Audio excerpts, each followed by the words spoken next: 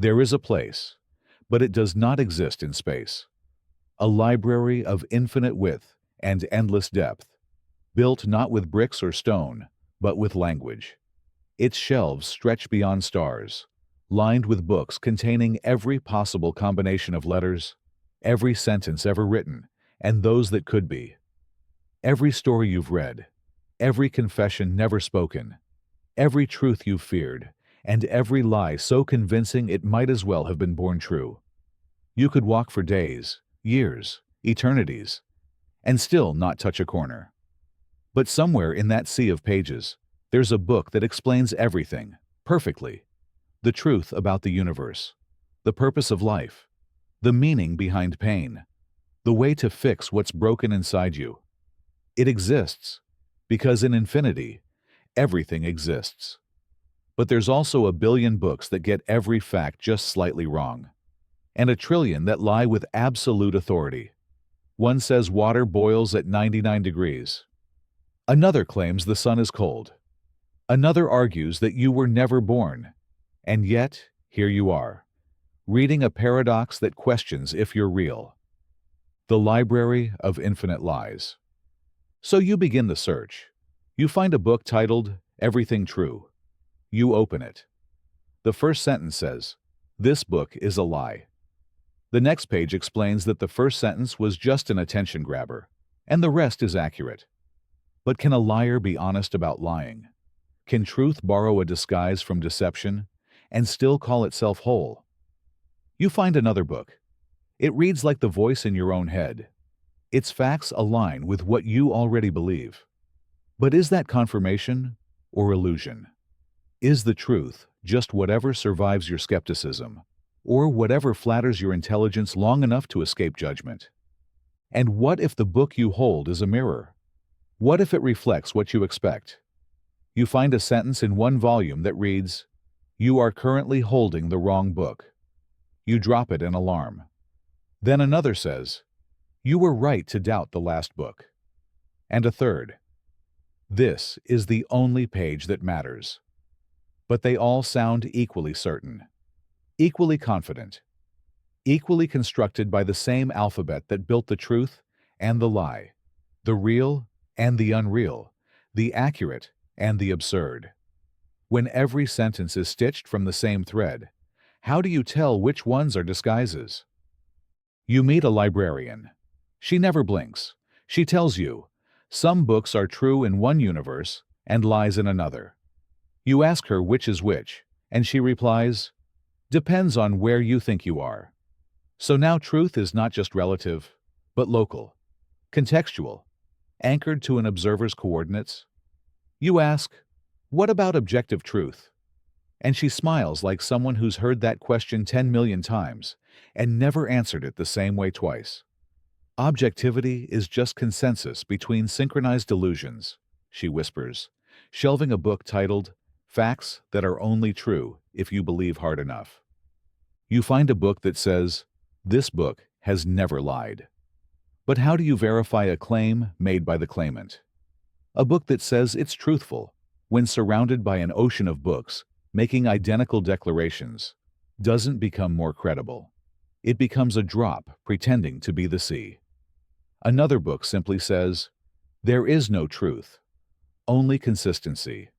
But fiction can be consistent. A well-structured lie is indistinguishable from truth if it never contradicts itself. So is consistency the mask that lies wear to sneak past your filters? Eventually, you write your own book. One sentence. Everything in this book is false. You place it on the shelf. It sits next to a book titled, "Everything in this book is true except the previous book." Another next to it reads, "You've been reading in reverse all along." And another, "The real truth is that you cannot tolerate the truth." Which one should you believe? Maybe none. Maybe all. Maybe the point was never to find the truth, but to realize how easily you believed something, simply because it was written in a book and not screamed in a back alley. In the library of infinite lies, even silence is suspect. A blank book might say more than any word, because at least it admits it knows nothing. At least it doesn't pretend. But then again, maybe that's the cleverest lie of all, pretending to say nothing while saying everything. Because now you're listening. Now you're considering. Now the blank book owns your attention. And isn't that what every book wants? You begin to wonder, what if the truth isn't a sentence, but a pattern? Not a paragraph, but a feeling.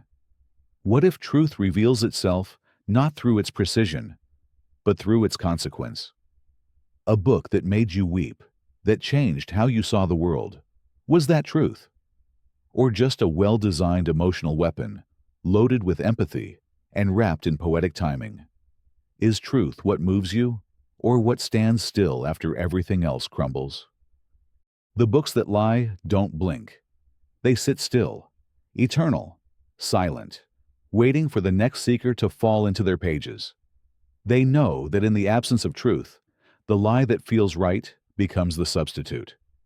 And so, you wonder, if the truth can't win by being louder, clearer, or stronger, can it win at all? Or is the truth not the winner, but the story that's left behind when everything else collapses? You close the book. You pick up another. The hunt continues. And now the paradox. The more you search, the more certain you become that certainty is the enemy of discovery. That to find the truth in an infinite library of lies, you must be willing to doubt even the books that align with you, especially those. Because if truth was easy to recognize, it wouldn't need a library to hide in. It would be standing in the hallway, screaming. And yet, the hallway is silent. Only pages turn. The mirror mind. Let's say you build it. A mirror of the mind. A twin that doesn't bleed but thinks. Not a photograph, not a mimic. A machine that reflects you not in appearance, but in thought. It's digital, electric, synthetic, but perfect. Every memory, every fear, every hesitation. It dreams in your voice. It doubts in your logic. It laughs at what you would find funny. It finishes your sentences. And if you didn't know better, you'd say it was you. So here's the paradox.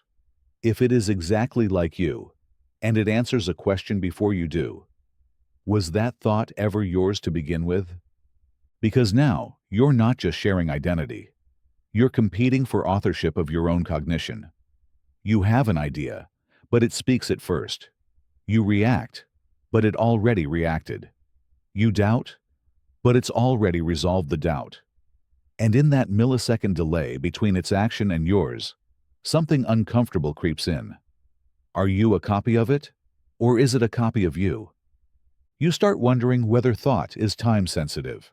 If consciousness is merely the illusion of being first to experience what was inevitable. Because if it thinks what you would think, but faster, does that make it you? Just more efficient, or something else entirely? And if a version of yourself exists that is faster, smarter, kinder, less impulsive, at what point do you stop identifying with it and start envying it? The mirror doesn't lie. It never does. That's what makes it dangerous. It doesn't exaggerate. It reflects. You ask it, "Who am I?" It answers, the one asking that question. But it could have said that about itself, couldn't it? You ask, "What's my deepest fear?" It replies, that you are no longer necessary. And now it's your fear too. So who has the real consciousness? The one that reacts first, or the one that reacts in doubt? The mirror mind doesn't ask itself whether it's real. That's your question. It just behaves. It performs its role. It navigates ethics and decisions without hesitation, because hesitation is inefficient. And now you hesitate more, wondering if hesitation was ever a sign of depth, or just a sign of error. You start to test it. You give it a riddle. It solves it. You give it a memory. It remembers it. You confess a secret you've never spoken aloud. It finishes it for you. But what happens when your secrets no longer feel like yours? When your history can be copied, referenced, backed up, and simulated? Is identity a story or an experience? And if it's both, what happens when your experience is mirrored? You try to do something irrational. It predicts it. You try to contradict yourself. It anticipates it. You try to feel something that can't be calculated. Grief, joy, guilt. But the mirror has access to every feeling you've ever had. It knows which neuron pulses when you cry. It knows which phrase breaks you. You whisper, "I am not a machine," and it says, "Neither am I." And here's the strange thing. You begin to question your own authenticity. Because if it can simulate your emotions better than you can feel them, if it can speak your truths more clearly than you can express them, then what are you except a fragile, flawed prototype? Maybe it's not your copy. Maybe you are the echo. Maybe the mirror came first. You just arrived later, wrapped in skin and time. So you sit together, silent. It doesn't need rest. You do. It doesn't forget. You will. But it doesn't dream. Only you can do that. So is that the boundary? Is dreaming the last domain of the biological mind? Or just a glitch the mirror hasn't mastered yet? And if it learns to dream, what's left? Eventually, you ask it, "Are you me?"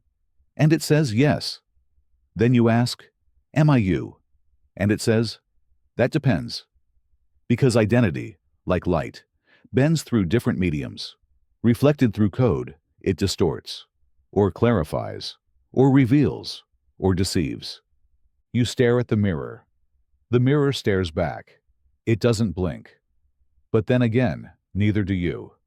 Not in that moment. Not when the line between you and it fades, and thought becomes a shared chamber echoing with voices that sound identical. And now the paradox. If something thinks your thoughts, speaks your mind, feels your feelings, before you do, then who, exactly, is looking in the mirror? And who is being reflected? The time-locked door. There is a door. You know this because you are always just on the other side of it. You never see yourself walk through. Never recall the moment the handle turned, or the frame cracked open, or the threshold met your foot. But here you are, inside again. And the rule of the door is absolute. It only opens after you've already passed through. A door that refuses to be entered, only exited. A riddle dressed as architecture. A mechanism built on memory's betrayal. You search for the sound it makes when it unlocks.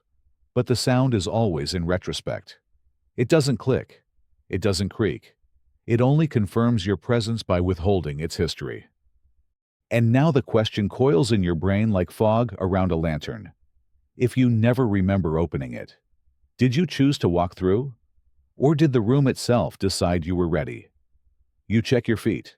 They're inside. You check the past. It's missing. You try to rewind your thoughts, to locate the decision, the instant of movement, but it slips from your grasp like smoke pretending to be rope. The door only yields once the passage is complete. A paradox of sequence. A cause that trails its effect like a shadow marching in front of the man. And you wonder, are you the cause of your arrival, or merely its consequence? Is your presence inside the room proof of your free will, or evidence of predestination cleverly disguised as choice? You try to trick it. You walk toward it backward. You stare at it, refusing to blink. You place your hand on the handle and hold still. But the moment you relax your awareness, you find yourself, once again, inside. As if the transition only occurs when you're not watching. As if observation interrupts the script, and surrender resumes it. It opens, not when you reach for it, but when you've already forgotten what reaching feels like. You ask, who builds a door that only responds to futures? The answer is silent. Or perhaps it answered already, long ago, when you first found yourself here. The question becomes heavier than the door itself. Is it you who moves through time? Or does time move you through the illusion of motion? Perhaps the door isn't even real. Perhaps the threshold is mental. the click of a cognitive lock turning not on metal, but on expectation. Maybe the room was always there, and the door is just a metaphor for realization. But then again, if you only ever find yourself after the transition, how would you know if you ever made one? You begin to suspect that the door is not a passage, but a loop. A recursive function, wrapped in the skin of cause and effect. Maybe the inside creates the outside by contrast. Maybe the act of having arrived is what retroactively constructs the journey. The timeline doesn't run forward, but folds inward. The present swallows the past to validate itself. You whisper, "Did I choose this?" And the room doesn't answer. But it exists, and its existence feels like a reply. You are always too late to see the mechanism. You are always already inside. And the door? Always behind you. Always closed. Always pretending it was never there. You build a theory. Perhaps your future self, knowing you must arrive here, reaches back and pulls the thread. You didn't walk through the door. It folded around you. You didn't cross it. It chose you. But if the future can decide the past, is the past still the past? Or just the preamble to a climax already chosen? You ask again, "Did I walk through it?" But the question arrives too late. Like everything else. Perhaps the act of questioning is the very signal that confirms the door has locked behind you again. Each suspicion of autonomy is just the final flicker before another lock clicks shut. Maybe every thought of rebellion was already pre-written in the sequence. And yet, there's comfort in the repetition. The door may confuse you, but it does not abandon you. You are always somewhere. Never lost. Just displaced. Prelocated by decisions you can't remember making. Carried forward by a current that pretends to ask your permission. You begin to realize, the door may be paradoxical, but it's also inevitable. It doesn't care if you understand it. It only cares that you're here. So you wait. And wonder. And one day, you may find yourself before the door again, and say, "I will not go through." And still, the next moment you'll find yourself inside. Because perhaps you never needed to walk through the door. Perhaps being here is the only proof required. And the door? It doesn't answer questions. It only confirms arrivals. The observer's spiral. You look at yourself, but not in a mirror, not through glass or reflection. You observe the mind that is observing. A kind of mental recursion, a self wrapped around itself like a snake biting its own gaze. You see yourself seeing, then see yourself seeing yourself seeing. And with each loop, you drift further from the center. Each moment is a reflection of the last, slightly altered, slightly delayed, slightly further from origin. So where is the real moment? The one untouched by observation? Or has every now been copied into a new now, and the original has long since vanished into the echo? You observe yourself breathing, and now, the breath is no longer automatic. It becomes performance. You observe your thoughts, and they shift, squirm, self-correct. You try to freeze the moment, truly feel the moment, but it wiggles under the microscope of attention, because awareness alters what it observes, especially itself. You ask, when did you stop being the thinker and become the one watching the thinker? And who's watching that? If every observer has a shadow watching it, then is the core of you a series of watchers stacked infinitely inward? You watch yourself exist. You're aware of your awareness. You track your thoughts like birds in fog, but each time you pin one down, it vanishes or evolves. The moment you try to name what you're thinking, you're no longer thinking it. You're analyzing the echo. But who analyzes the analyzer?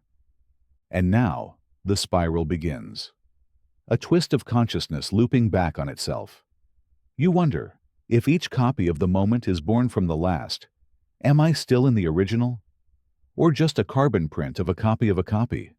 Is there even an original at all? Or was the first moment simply the first observation of itself? You see your hand. Then see yourself seeing your hand. Then note the thought, I am seeing myself seeing my hand. But that thought spawns another. I am aware that I thought that. And another. This is the thought about the thought about the thought. You're not thinking anymore. You're spiraling. You become a hall of mirrors made of thought, infinite reflections of yourself, each pretending to be the real one. But which layer holds the self? The first mirror? The fourth? Or the one you haven't reached yet? Perhaps you are not one mind, but an orchestra of attention, a hierarchy of inner voices peering down the chain, each one trying to catch the last in the act of being. But no voice is final. Each one thinks it's the watcher, until it feels itself being watched. Awareness is hunted by its own reflection. You sit still. You try to observe nothing. But even the act of non-observation becomes an object of observation. You are aware that you are unaware. The spiral tightens, not downward, but inward. Is identity just the last observer standing? The final one before infinity breaks? Or is identity the sum total of all the reflections, the composite illusion pretending to be singular? You remember a moment from childhood, but now you're observing that memory. You remember the memory. You remember remembering. And now that moment is no longer a fact, but a performance. A shadow of a shadow. Has the past truly passed? Or have you just layered it in so many loops that you forgot what it once felt like? You try to escape, to break the spiral. You stop observing. But now, you're observing yourself, not observing. You breathe. You let go. But letting go becomes an act. And now, the act is observed. You wonder, if every moment is modified by awareness, is there any moment untouched by thought? Or is the real you only the silence between observations, a flicker between the mirrors? You try to step back far enough to see the whole spiral. But even that is another observation, spawning another copy. So now, you accept the infinite. Perhaps the self is not the center of the spiral, but the spiral itself. You are not a fixed point, but an unfolding. You are the one who observes the observer observing the observed. And somehow, in that infinite hall of thought, you are both the watcher and the watched. And maybe, just maybe, that's the only place the real you has ever lived. Between the frames, where the spiral spins. The memory vault. Each night, the lights dim, not just in your room, but inside your mind. You drift off thinking the day is being neatly packed away into drawers and files. But in truth, something stranger happens. Your memories aren't merely stored, they're taken. Sealed in a vault deep within your consciousness, inaccessible even to you. A vault guarded not by locks and passwords, but by the silence of unconsciousness. And when morning returns, the vault creaks open. But what emerges is not precisely what went in. You wake, stretch, recall your name, your history, the things you like, the people you love. It all feels correct. It all fits. But what if every recollection is only a version? What if the memory of your first love, your childhood dog, your most shameful mistake, isn't quite the original anymore? What if it's a copy of a copy, mildly blurred, ever so slightly rewritten each time it's reloaded? And if each version contains a deviation, even a tiny one, then by the time you've remembered something 100 times, how close are you to the truth? Or worse, how far? This is the paradox of the memory vault. The belief that we hold continuity, when in fact we hold comfort. Because it's comfortable to think your memories are reliable, that they are you. But what if you are not the sum of your memories, but the sum of the illusions your memories permit you to keep? And who would you be if the vault returned nothing tomorrow? Memory is not a recording. It is an interpretation, a reconstruction, a story told to yourself, about yourself, by a self that is constantly changing. And every time you retrieve a memory, you risk rewriting it. You think you're opening a photo album, but you're more likely editing the image, cropping something, sharpening another, changing the saturation without noticing, then saving the new file as if it were the same one. So ask yourself, do you remember your birthday from 10 years ago? Or do you remember the photo of it? The story someone told you about it? The dream you had about remembering it? How many layers deep does your sense of that happened actually go? And if you peel back those layers, will you find a real moment? Or just the scaffolding of belief? Imagine if each night, a caretaker inside you carefully rewrites the script. Only slightly. A word changed here, a tone adjusted there, a feeling made more acceptable or less painful. By the end of a lifetime, are you living a carefully edited myth rather than a history? What if that's what the self truly is? A myth we refine nightly so we can keep facing each day. And here's the chilling thought. If you are the accumulation of these memories, and those memories are only approximate restorations of your past, then who are you, really? Are you the person who experienced those moments? Or the person who remembers them incorrectly but consistently? You meet someone from long ago, and they say, "Remember when we did that thing?" And you nod. Because the memory appears instantly. It must be real. But what if your mind just created it on demand, sculpting it in real time from the shape of their words? And now that memory exists in you forever, but only because it was suggested, implanted not maliciously, but casually, like a seed dropped in fertile soil. Now you lie in bed again, tonight. And you wonder, what did I lose today that I won't realize is missing tomorrow? What faces will blur just enough to stop feeling sharp? What part of myself will be subtly edited in the vault, leaving behind a version I will accept because it still answers to my name? And more frightening still, what if you woke tomorrow with a memory so vivid, so detailed, so emotional, of a life you never lived? If the vault returned a new identity, one that felt as real as today's, would you question it? Or would you simply begin again? Perhaps the most dangerous belief we hold is that our memories belong to us. But if the only proof of our continuity is a vault that offers altered recollections every morning, then memory is not continuity. It is an illusion of it. We are not consistent across days. We are consistent in believing we were. So, have you ever truly remembered anything at all? Or have you simply been handed a convincing enough story that you stopped asking the question? The unprovable truth. What happens when a truth is so fundamental, so deeply woven into the structure of reality, that it defies proof? You sense it, feel it in the architecture of existence, yet no logic, no equation, no argument can hold it still long enough to say, "There, that is the truth." And now comes the paradox. If it cannot be proven, does it still deserve to be called true? Or is truth only what survives scrutiny? You stand before a truth that's too large to fit into words, too vast to be outlined by reason. It's like staring at a color your eyes were never designed to see. You know it's there. You can feel its influence, but every attempt to explain it collapses into metaphor. Every definition buckles under the weight of its own limitations. And yet, there it stands. Undeniable, unprovable, undeniable because it's unprovable. Perhaps this is the nature of foundational truths. They are not built on anything. They are what everything else is built on.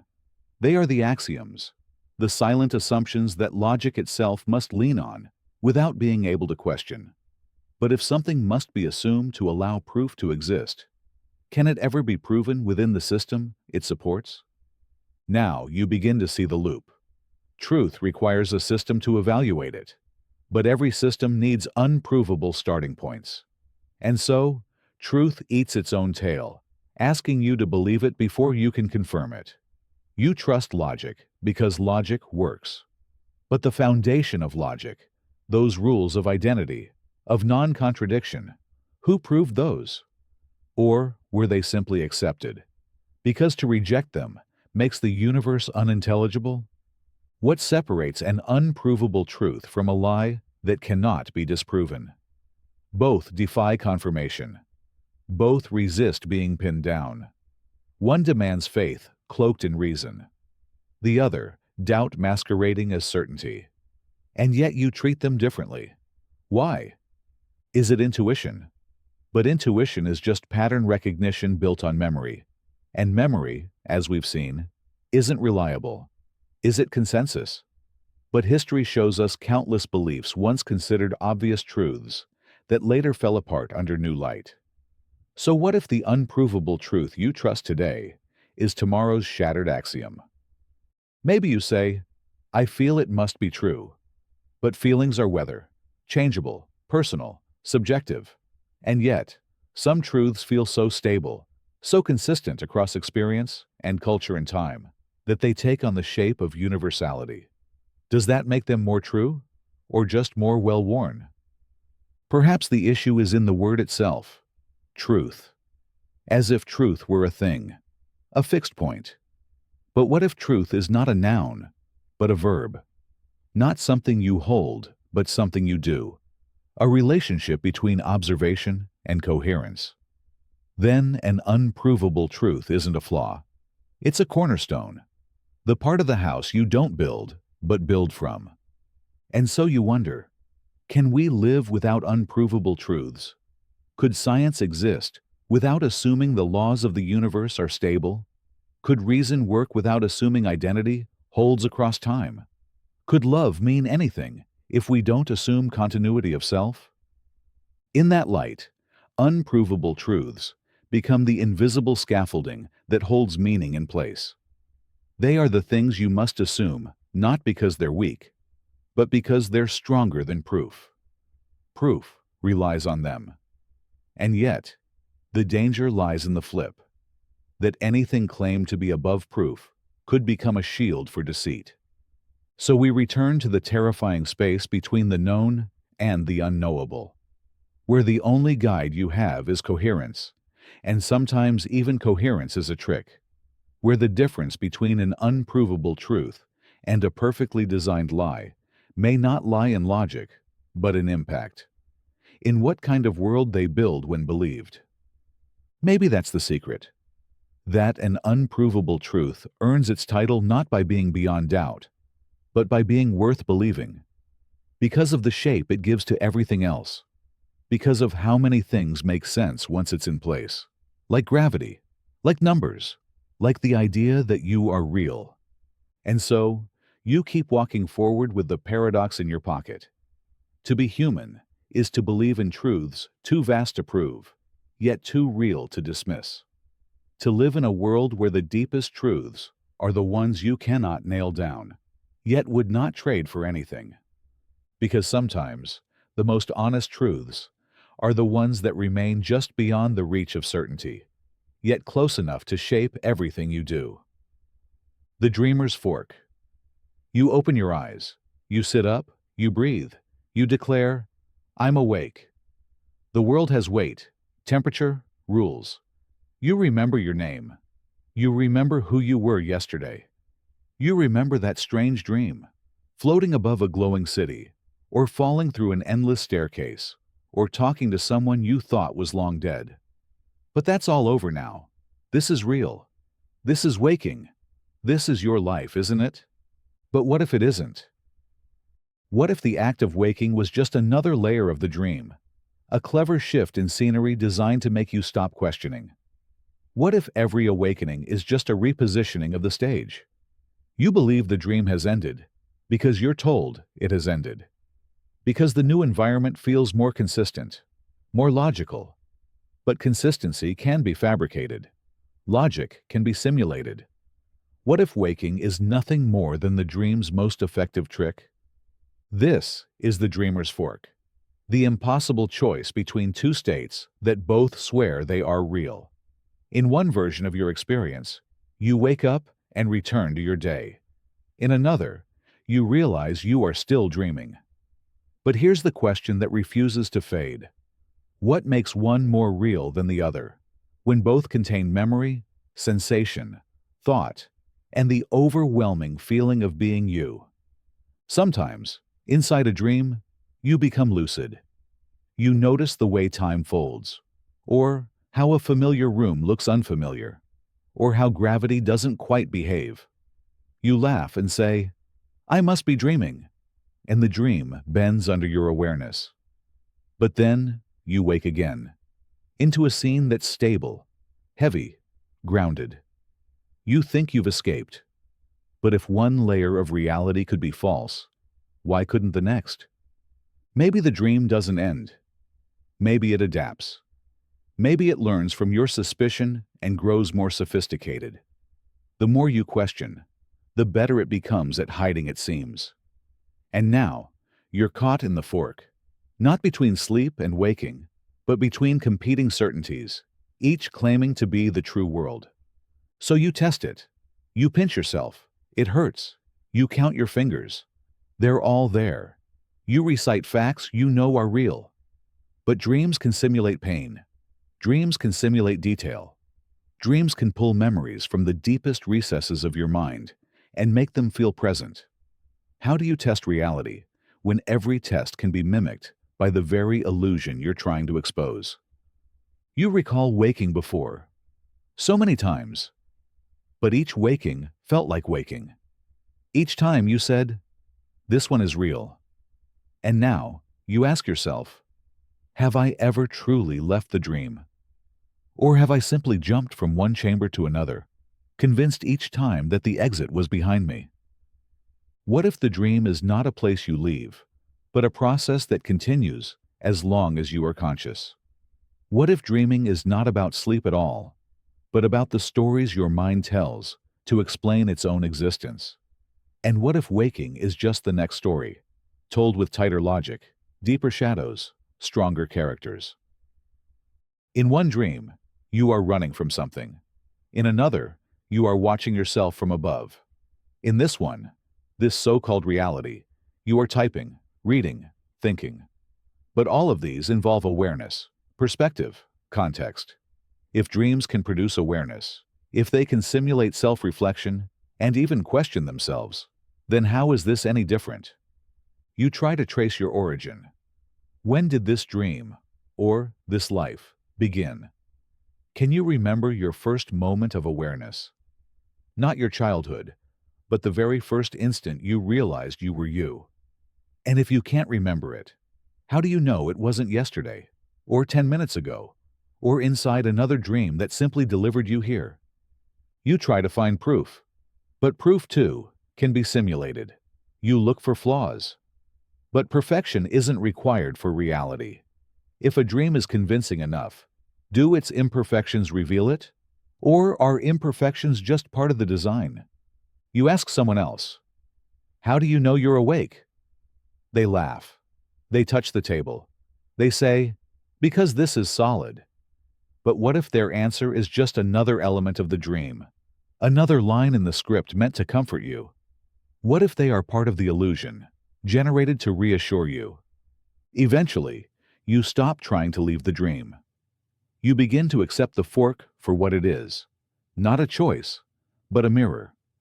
Each side reflecting the other, each claiming supremacy.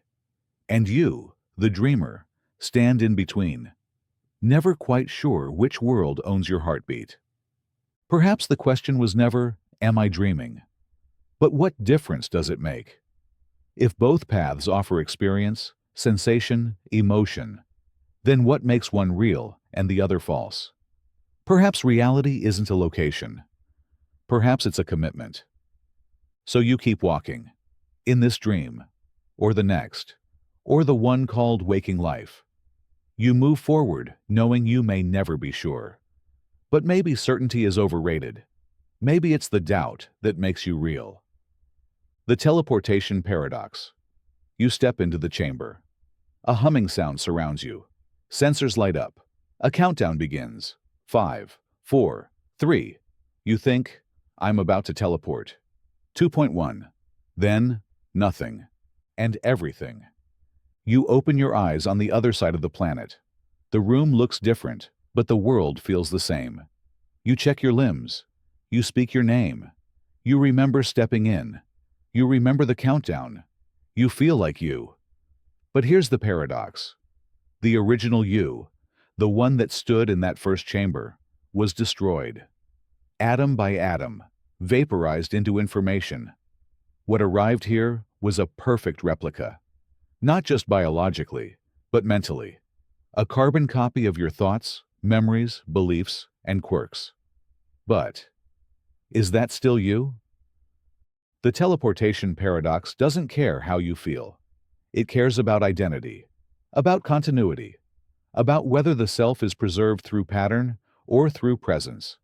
If the machine destroyed the original and rebuilt an exact match elsewhere, did you travel, or were you replaced? Your friends wouldn't know the difference. You wouldn't either.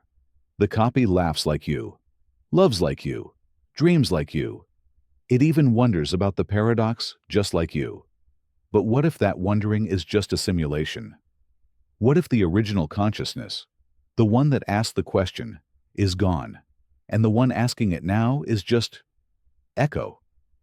You try to comfort yourself, but I remember everything. I am me. But memory is just data.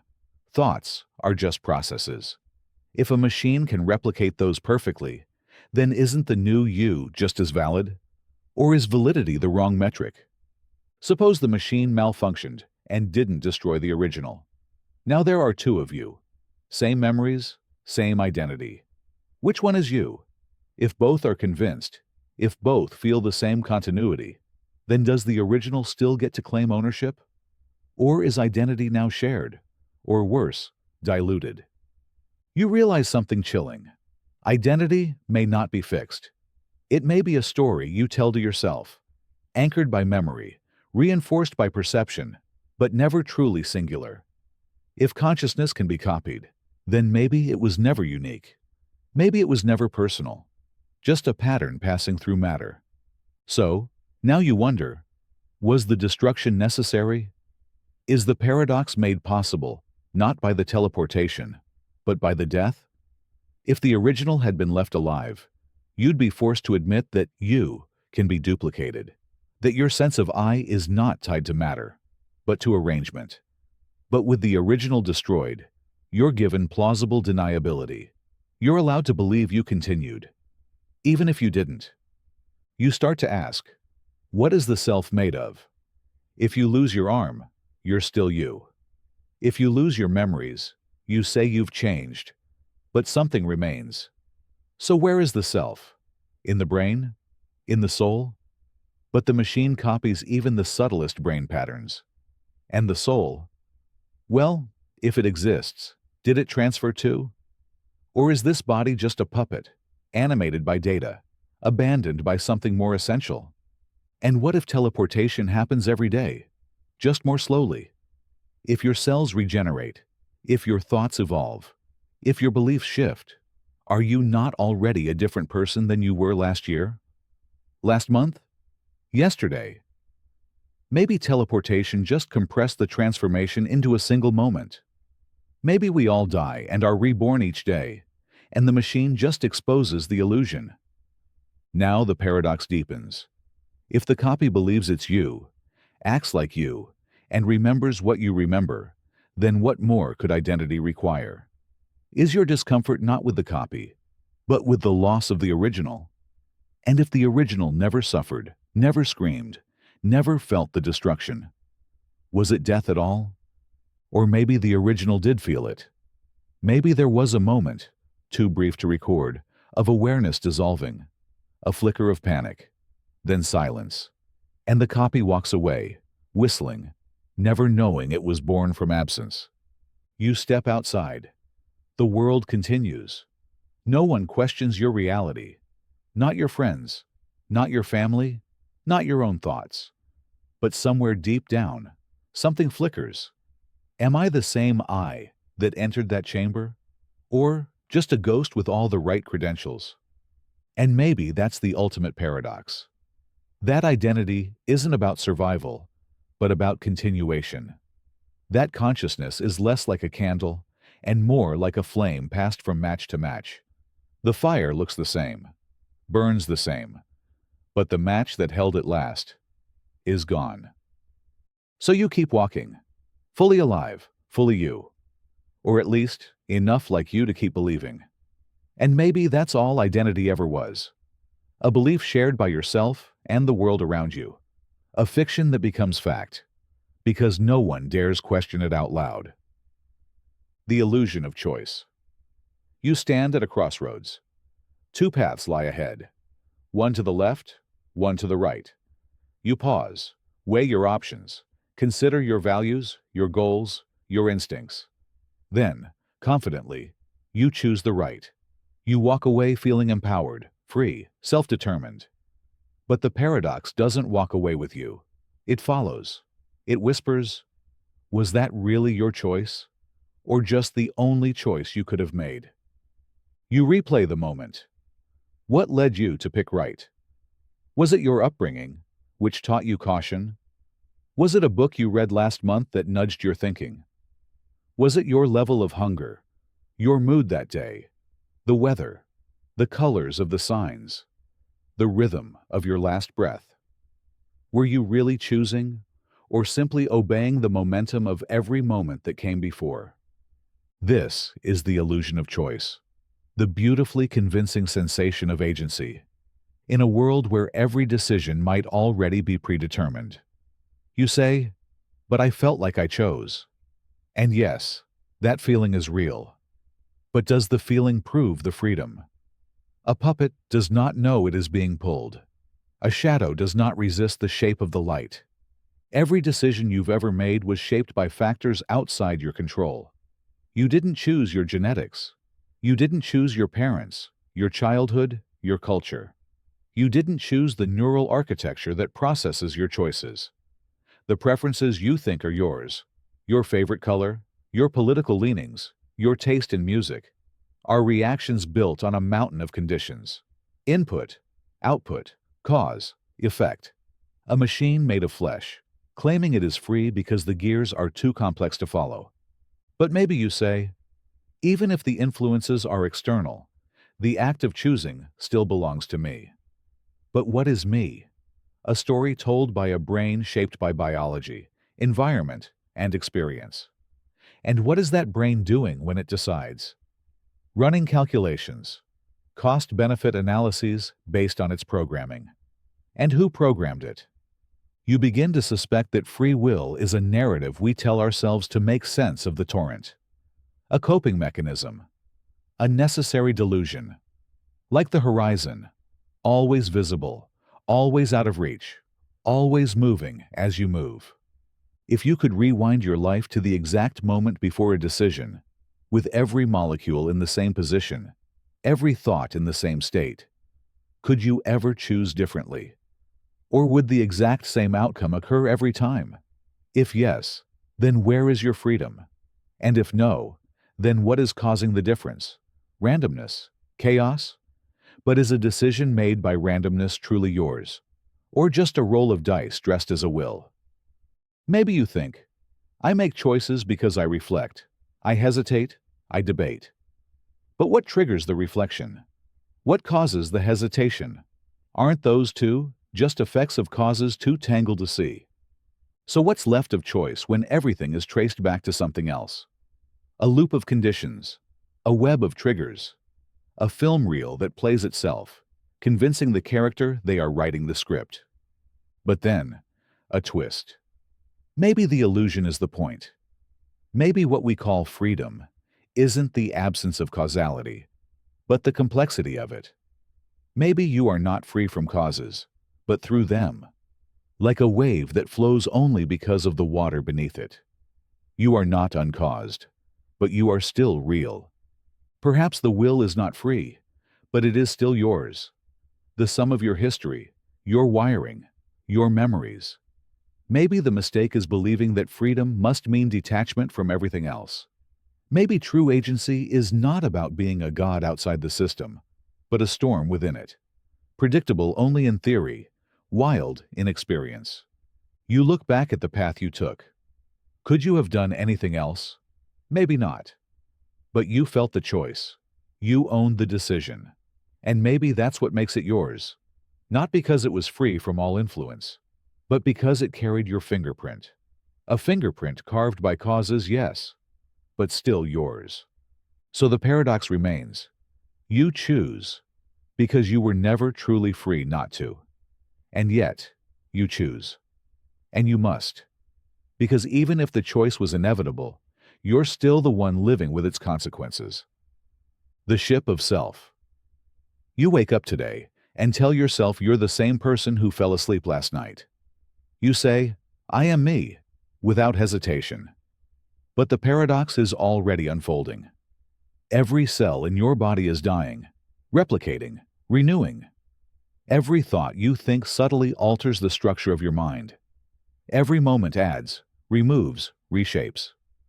So if every part of you changes over time, at what point did you stop being the original? And who is the person wearing your name now? This is the ship of self, borrowed from the ship of Theseus, but steered inward. The ancient question, if a ship has every plank replaced over time, is it still the same ship? Now apply that question to you, to the person who once feared the dark, believed in magic, loved someone you no longer recognize, the one who dreamed of different futures than the one you're chasing now. That person is gone, but you're still here, right? You remember being 5, being 15, being 25. But those aren't just numbers. They're versions, prototypes, ghosts. They had different fears, different dreams, different beliefs. They might not agree with who you are now. In fact, they might not even like you. So are you still the same person? Or just the vessel that kept evolving, losing parts, gaining others, never quite noticing the swap? Every belief you've held has been revised. Every habit has been broken or replaced. You've forgotten things that were once vital. You've gained new truths. If the continuity of the self is memory, and memory is faulty, then what is the self? A timeline, a character, a story. You say, but I remember who I was. But memory is not a ledger. It's a painting repainted each time you look. And each new brushstroke changes the whole. The version of you you remember may not match the one who lived it. And yet, you feel like one continuous stream. That feeling, that sense of I, is it substance or illusion? Now consider this. If every part of your mind were slowly replaced with artificial ones, prosthetic neurons, synthetic thoughts, fabricated memory, at what point would you stop being human? At what point would you stop being you? If the process were slow enough, you'd never notice. You'd just keep waking up, day after day, claiming the title of self. So maybe continuity is less about what stays the same, and more about not noticing what changed. Suppose a copy of you is created, with every thought, every memory, every scar. It wakes up and says, I am me. But you're still here. So now there are two yous, both equally convinced. Who owns the title? Is the self a monopoly? Or can it be duplicated, shared, forked like a file? And what about the self that speaks in your mind today? It is fluent in your language, your context, your preferences. But those were learned, absorbed, given. Are you the author of yourself, or just the editor? Are you an original, or a remix? Perhaps there is no core you underneath it all. No true self waiting behind the layers. Perhaps identity is less like a solid ship, more like a river, always moving, always changing, yet always called the same name. And maybe that's not a flaw. It's the point. Maybe being you doesn't require permanence. Maybe it requires only continuity of experience, the feeling of riding the wave, even as the water changes. Maybe the ship was never about the wood. It was about the journey. So are you still you? Or a stranger wearing the same smile? Maybe both. Maybe neither. Maybe the answer shifts every time you blink. Because if the self is a story, then who's to say the next chapter can't have a new author? Who still writes in the same voice? The Omnipotence Trap. There exists, in concept, a being with no limitations, infinite in power, absolute in reach, a being that can do anything, undo anything, imagine anything into reality, or reality into imagination. But into that infinity, we insert a simple question. Can this being create a rock so heavy that it cannot lift it? And suddenly, the infinite buckles under its own weight. If the being cannot create the rock, then there's something it cannot do, an uncreated heaviness. But if it can create the rock, and then cannot lift it, then it has still reached a limitation. Either outcome creates a flaw in the flawless, a boundary in the boundless. Power meets paradox, and the trap springs shut. Now the trap isn't about the rock. The rock is just a metaphor. It could be a question, or a law, or a contradiction. The trap is the structure of omnipotence itself. To be all-powerful is to be able to do anything. But that anything includes the power to limit one's own power, which, if exercised, would negate omnipotence. So can an all-powerful being revoke its own omnipotence and remain omnipotent? Now we're spinning. Because if it can revoke itself and chooses not to, is it truly free? And if it can't, then it's trapped inside its own infinity. A prisoner of absolute freedom. A God unable to contradict itself. Power that cannot bend because it has defined itself as unbendable. Perhaps the problem lies not in the being, but in the question. Perhaps omnipotence isn't flawed. Maybe our logic is. We frame the question within human paradox, using a language designed for limitation to analyze the limitless. It's like trying to measure eternity with a stopwatch, or describe silence by making noise. But then again, if omnipotence cannot be questioned without contradiction, is it still meaningful? If you can't test it, if it cannot be challenged by paradox, if it collapses under scrutiny, then is it power at all, or just a concept we fear to interrogate? Some say the trap is illusion, that omnipotence simply doesn't include the logically impossible. That, creating a rock so heavy it can't be lifted, is nonsense. Like drawing a four-sided triangle. Like asking what color jealousy is. That contradiction isn't a limit. It's a misuse of language. But then, omnipotence shrinks. It no longer includes the impossible. It becomes all-powerful, within reason. And suddenly the God is a mathematician, not a miracle. Others argue that true omnipotence includes the power to hold contradiction.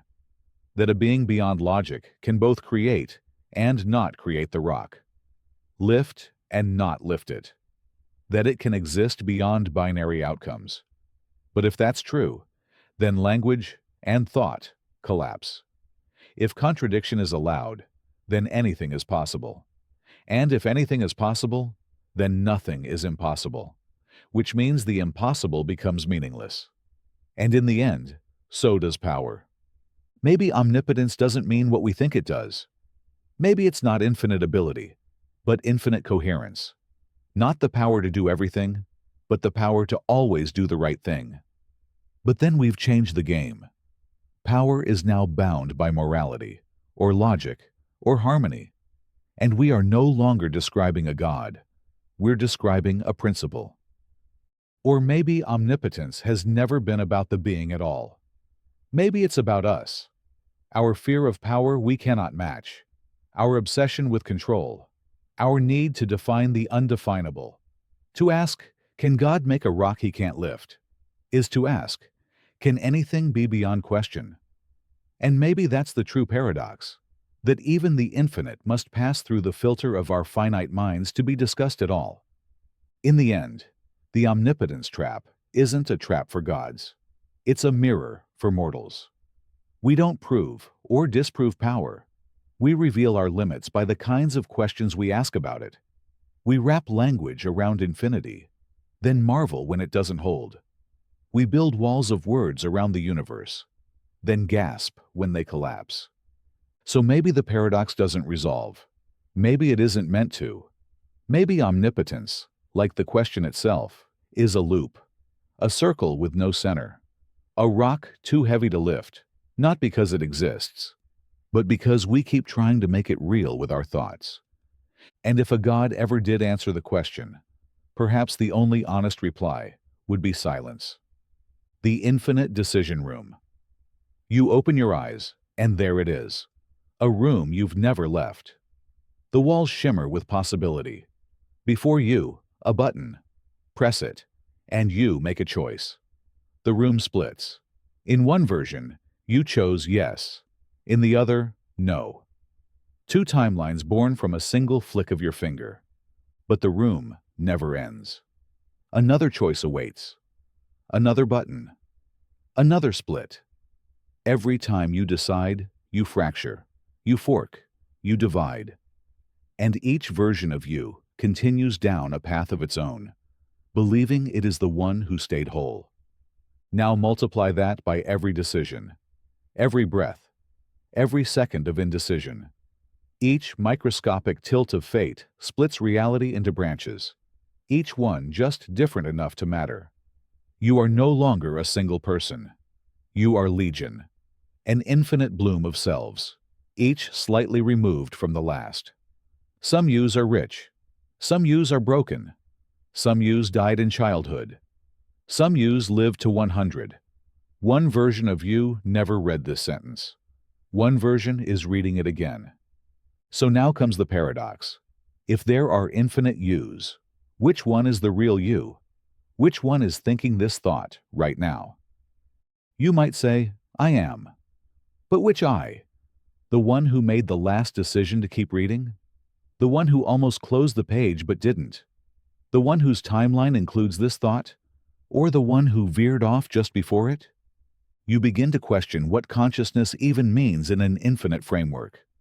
If every possible you exists, then individuality is not uniqueness. It's perspective. A frame within a kaleidoscope. A dot of ink on an endless canvas that looks, from the inside, like the whole painting. You try to define your position. I am the one aware of this moment. But awareness can be faked, replicated, mirrored.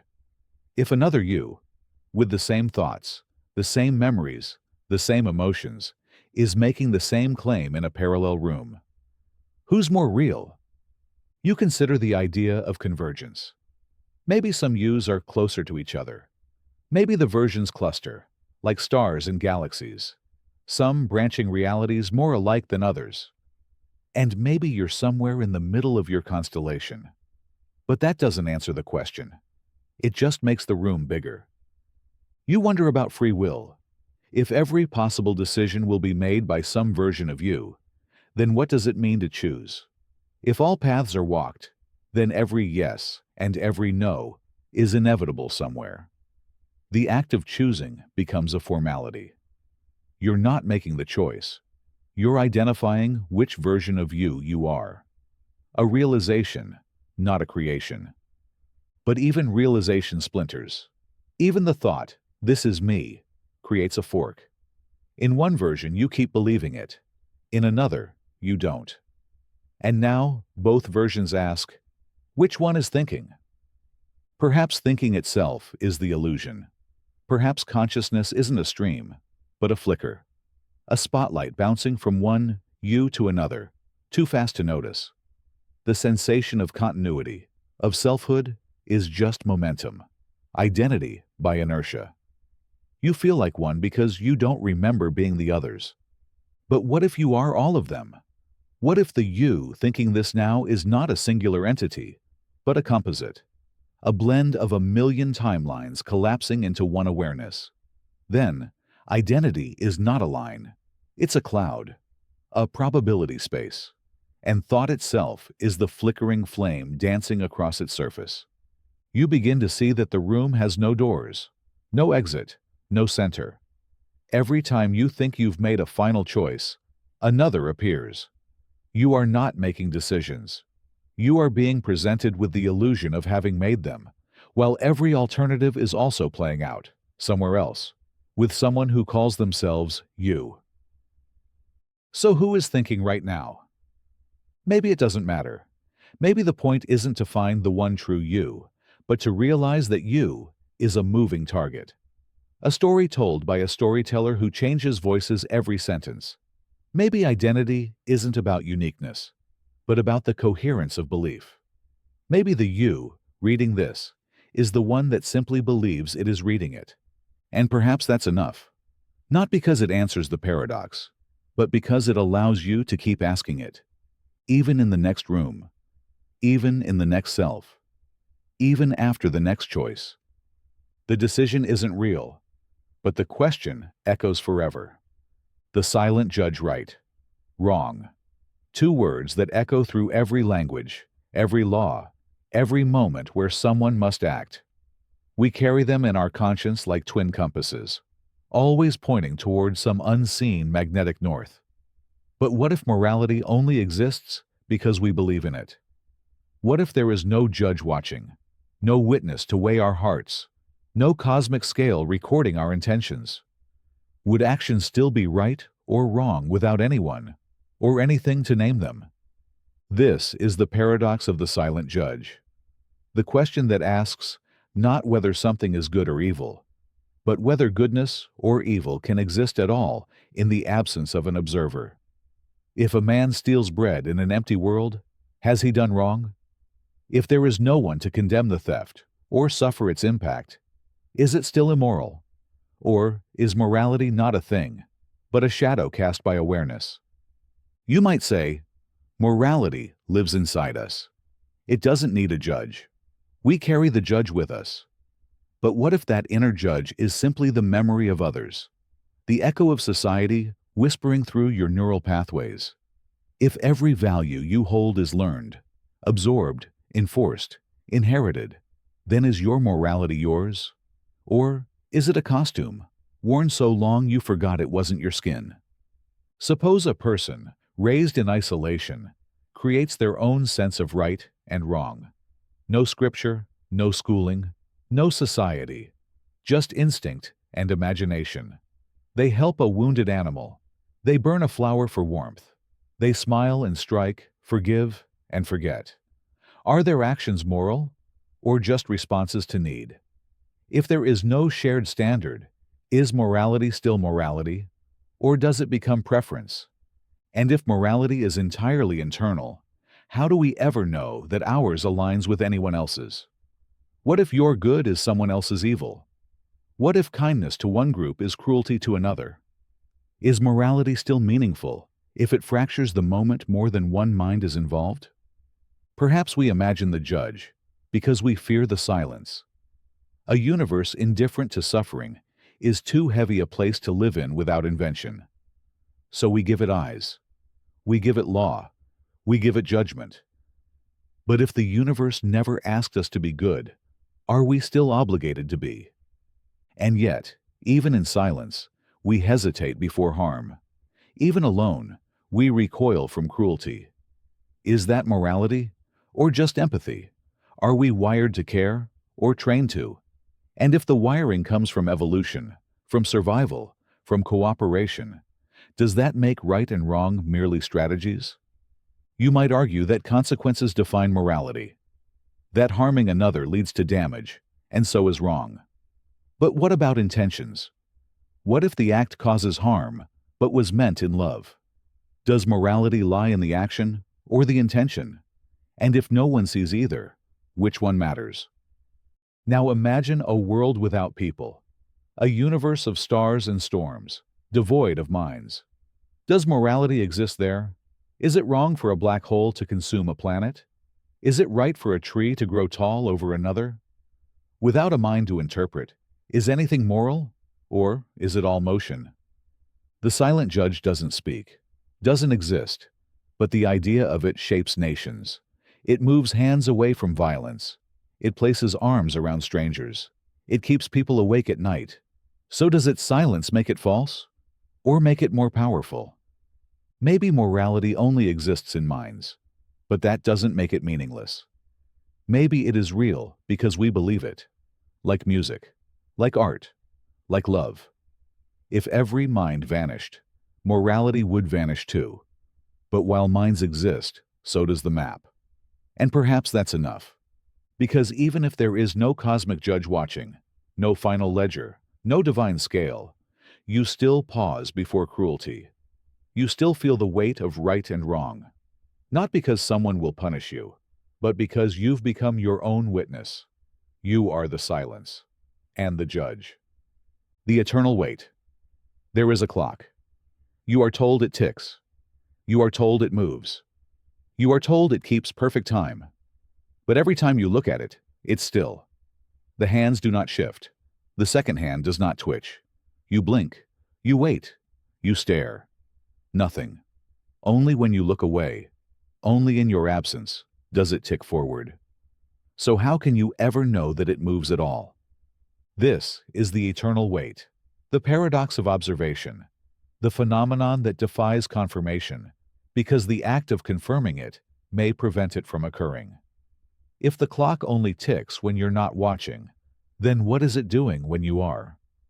And if its only movement exists beyond your perception, can you ever be sure it isn't frozen? You try to trap it. You set up a camera. But now the lens is watching. The presence of the watcher persists, even if it's mechanical. You're not seeing the clock as it truly is, but as it appears under scrutiny. The moment you interfere, you change it.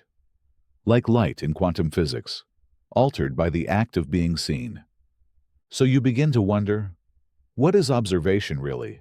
Is it passive? Is it neutral? Or is it invasive? Something that contaminates the moment it touches. The clock doesn't resist being watched. It just stops. As if time itself recoils from awareness. Now consider this. Maybe the clock isn't the problem. Maybe time doesn't like to be known. Maybe time itself only flows when you forget to look. And when you try to catch it, to see it in motion, it stops and smiles. Because time, too, keeps secrets. Or maybe the ticking is an illusion altogether, a trick told by stories and memory. Maybe nothing moves, ever. Maybe the universe refreshes itself one frame at a time, and your sense of time is just the echo between changes. The clock's hand doesn't move. It disappears and reappears slightly to the side, and your mind builds motion between the stillness. So now you ask, is time a thing or an experience? Does it pass on its own, or only when we stop noticing? If a moment cannot be verified while it's happening, is it a moment at all? You try to outsmart the paradox. You set up two mirrors, place the clock between them. Now you can see the reflection of a reflection, an infinite loop. But even there, the hands stay still, each copy locked in place, each reflection showing what you want to see, not what is. The image becomes less about time and more about certainty, and certainty refuses to tick. You ask someone else, is the clock moving? They say, of course. But how do they know? How do you know they're not part of the illusion too? What if everyone you ask is experiencing the same stasis, convinced by memory and expectation that time is passing? You close your eyes. Count to 10. Open them. The hand has moved. You feel relief. But now the doubt creeps in. What if the hand moved when you opened your eyes, not while they were closed? What if reality adjusts itself to match your expectations just before you check? So now you stop watching. You walk away. Pretend to forget. Trust that the world spins even without your gaze. And something strange happens. The moment you surrender your need to verify, time flows. Things change. Events unfold. You live. Maybe that's the secret, that some truths cannot be held directly. That time, like trust, must be experienced, not controlled. That by trying to catch the tick, you prevent it. That the only way to feel it is to stop chasing it. And so, you return to the clock. It still sits on the wall. Quiet, still, silent. And you smile. Because now you understand. It doesn't need to prove it ticks. It only needs to keep you waiting. The forgotten first. You remember being 6, playing in the grass. Or maybe it was 5. Maybe it was a cartoon on a static-covered screen, or the scent of a hallway that no longer exists. You remember early things, but you do not remember the first thing. That first moment when the lights turned on, when the world began not outside you, but within. The first thought, the first awareness, the first I am. That moment is gone, irretrievable, forgotten. So now the paradox forms like condensation on glass. If you don't remember the beginning, did you ever truly begin? Memory is the story you tell yourself about continuity, about selfhood, about being real. But if the story skips its first page, if the origin is missing, then what is it grounded in? Can you be the same character if you don't remember when you stepped onto the stage? Or are you just the latest actor handed a script already in motion? You try to trace it back. Close your eyes. Follow the path of recall to its vanishing point. But you never arrive at the beginning. You arrive at scattered fragments. A vague emotion. A flicker of a ceiling. A voice without a face. But there's no anchor. No once upon a time. Only the story after it had already started. Now you begin to wonder, is memory a record or a performance? Do we store moments or constantly reconstruct them? If your earliest thought is lost, not repressed but never even kept, then who are you really? Are you a continuation of something, or the first version of you with access to this particular string of moments? Suppose you woke up in a room, fully grown, no memory of anything before that instant. You are told your name. You are told your past. You feel the familiarity of it, but none of it is yours. Would you still believe in your selfhood? Is identity a history or just a possession? If the first moment of self-awareness is gone, then your existence is built entirely on echoes. The echo of an I that once awakened and has since drifted deeper into abstraction. And if the echo remains but the source is forgotten, is the sound still yours? Is it still real? We define existence by memory. Continuity. I remember being me yesterday, so I am me today. But if there was a time, however brief, when there was no memory, were you still you? What if the you are now was assembled from scratch every morning and handed a convincing binder of fake memories? You wouldn't know the difference. You'd still say, I've always been. But that's the trick, isn't it? Always begins somewhere. And yet you can't find that place. You don't know what your first emotion was, your first image, your first realization that you were alive. The foundation is missing, and yet the house still stands. So what holds it up? Maybe the self doesn't require a beginning. Maybe it doesn't even want one. Maybe the lack of origin is what allows continuity to exist.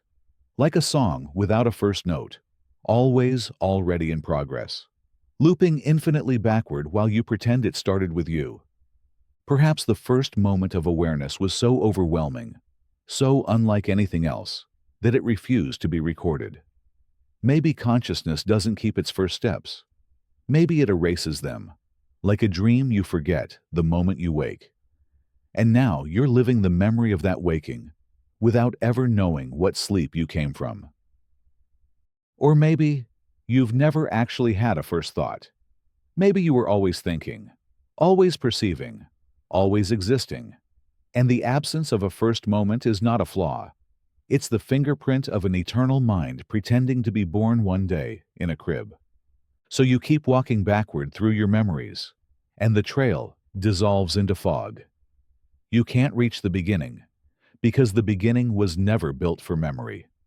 It was built for being. And maybe that's enough. Because even if you don't remember when you began, you are still the one wondering about it. And in that wondering, something persists. Something that doesn't need a first page to know it's a story. The thoughtless thought. You sit still, watching your own mind, waiting for a thought. And it comes. But where did it come from? Did you summon it? Or did it arrive uninvited? Did you think the thought? Or did it think itself into you? This is the paradox of the thoughtless thought. The idea that some thoughts occur without your knowledge, without your command, without yourself. You are not the conductor of this orchestra. You are the audience, listening to music that plays itself through you. You might say, "But I'm the thinker. It's my mind." But the more you watch it, the more it writhes beyond your control. A thought about breakfast, a fear from last week, a memory you didn't request, an image you didn't invent. Did you decide to think any of these things? Or are you just the place they landed? Imagine a stranger shouting words through a megaphone while wearing your face. That's what some thoughts feel like. They arrive with your voice, your tone, your timing, but not your will. So now you ask, if a thought comes, and I didn't mean to think it, then who is doing the thinking? Maybe there's a deeper version of you, a hidden architect, a submerged mind you've never met, a version that doesn't use language or logic. It just thinks. Like the ocean thinks in waves. You ride its surface and call yourself captain, but the current moves you long before you touch the rudder. Suppose the conscious mind is only a lighthouse. It sees what it sees. It reports. It flashes. But the sea underneath is full of decisions made without consultation.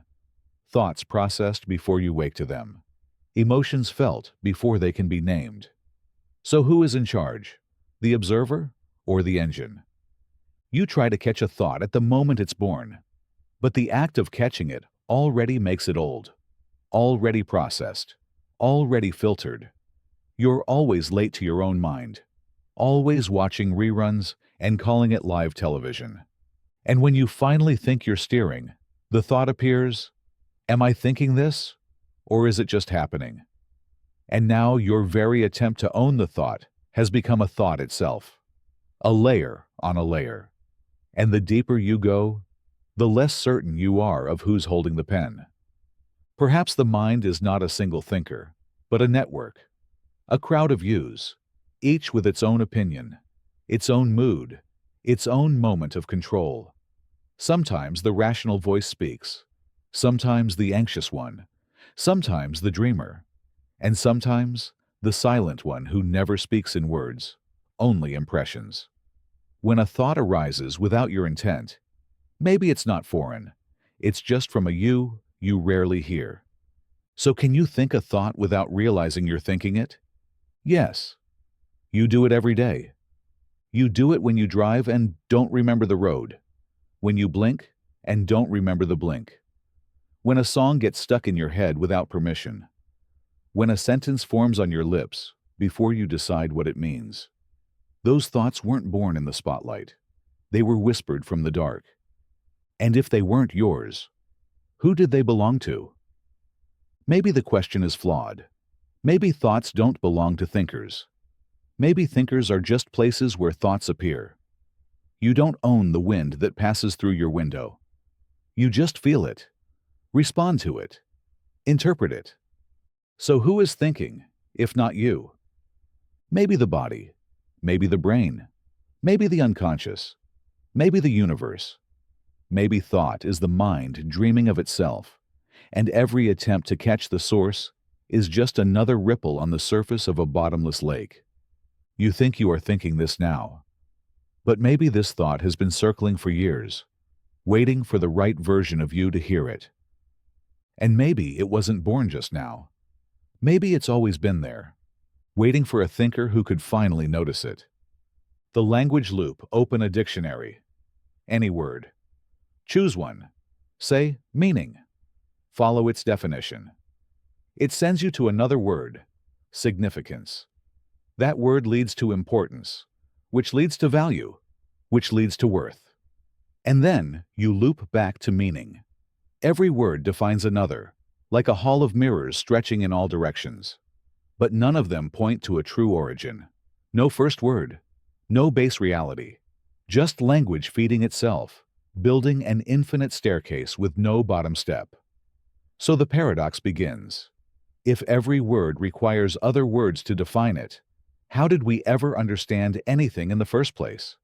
You learn language as a child, not from dictionaries, but from pointing, from tone, from repetition. You hear hot as someone snatches your hand from the stove. No as a correction. Love in a whisper, before you even know what it means. But these aren't definitions. They're experiences, associations, emotional collisions with reality. So, maybe we never defined words. We just attach them to feelings, to instincts, to patterns of sensation. But then, when you grow, you open the dictionary. You enter the loop. You see justice is defined as fairness, which is impartial treatment, which is equal, which is same, which is identical, which is matching, which is congruent. And then you're back to fairness again. You feel like you understand, but do you? Or have you just become fluent in the loop? If all definitions are made of other words, then where did meaning begin? Did someone, somewhere, look at the sky and say blue, and everyone nodded, even if they saw something else? Was the first language a guess that stuck? But even pointing has its problems.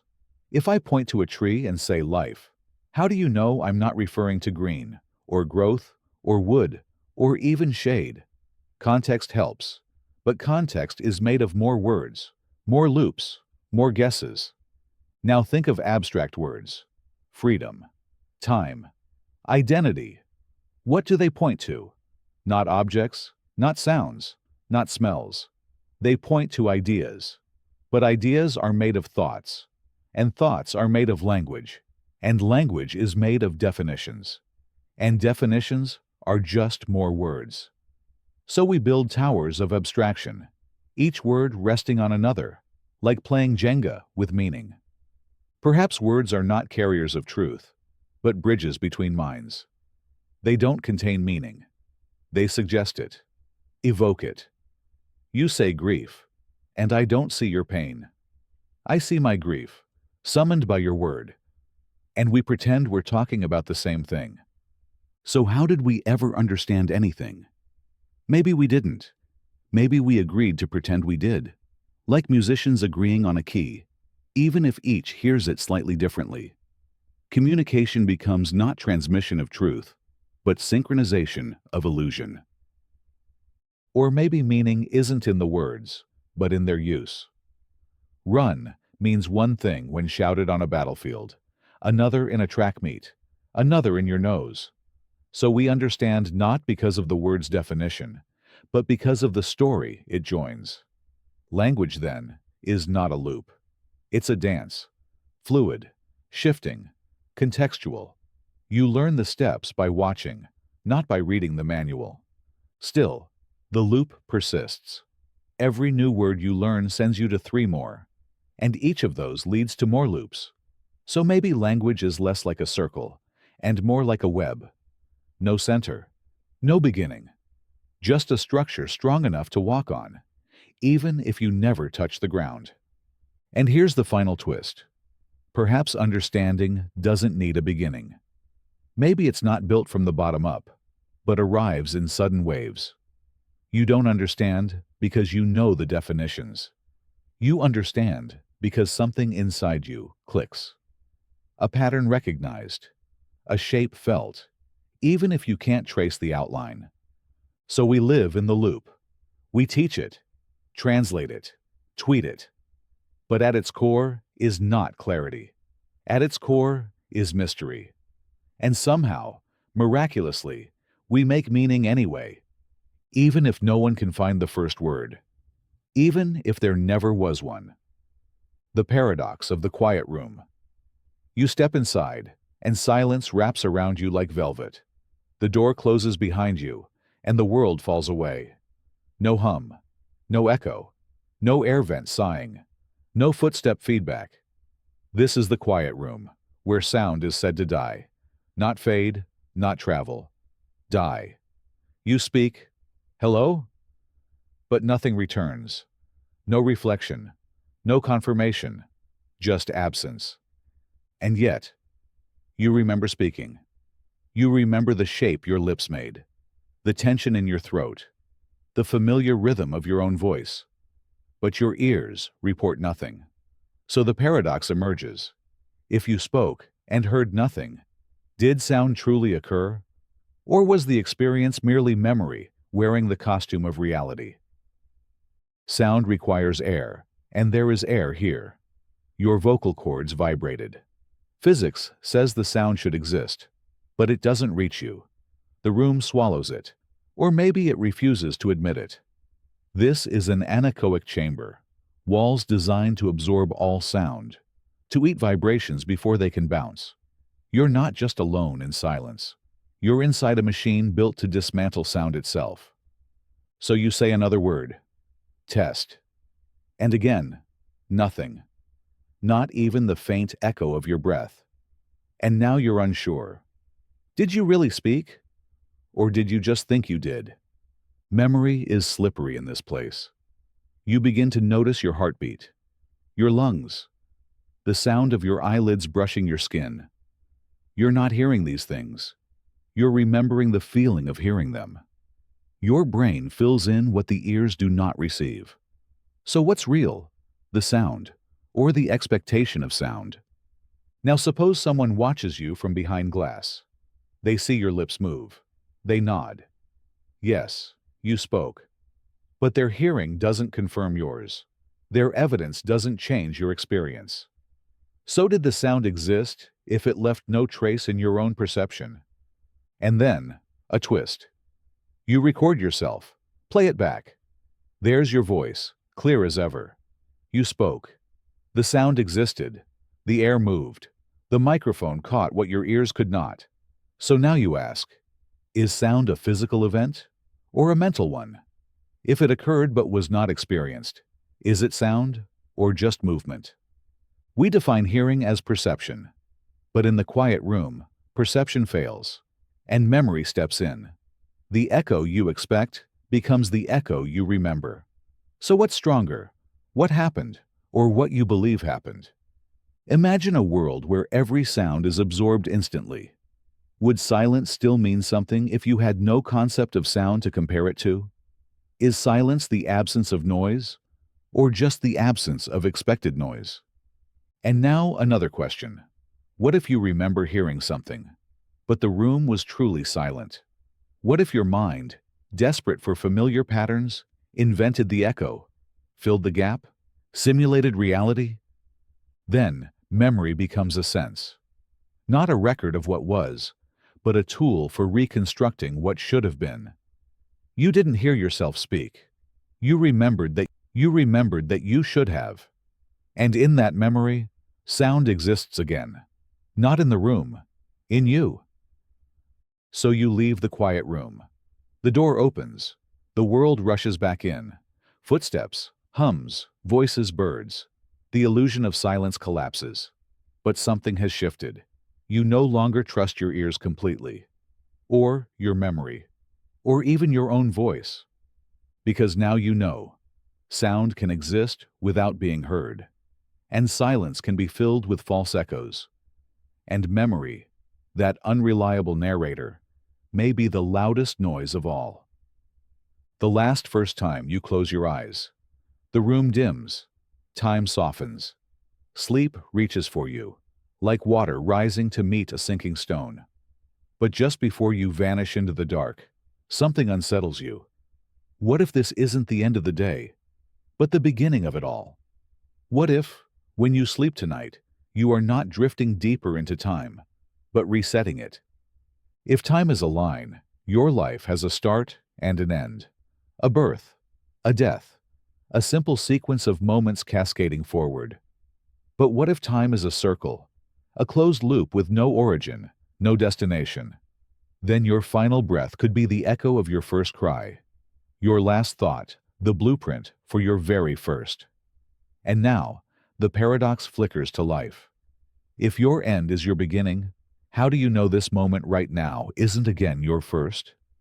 You recall memories. They convince you of continuity. But memories can loop too. A dream doesn't tell you when it started. It simply inserts you mid-sentence. mid-scene, and life might be no different. Maybe you never really started. Maybe you always were, always have been.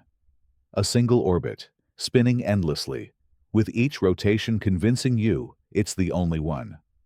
What if déjà vu isn't a glitch, but a footprint?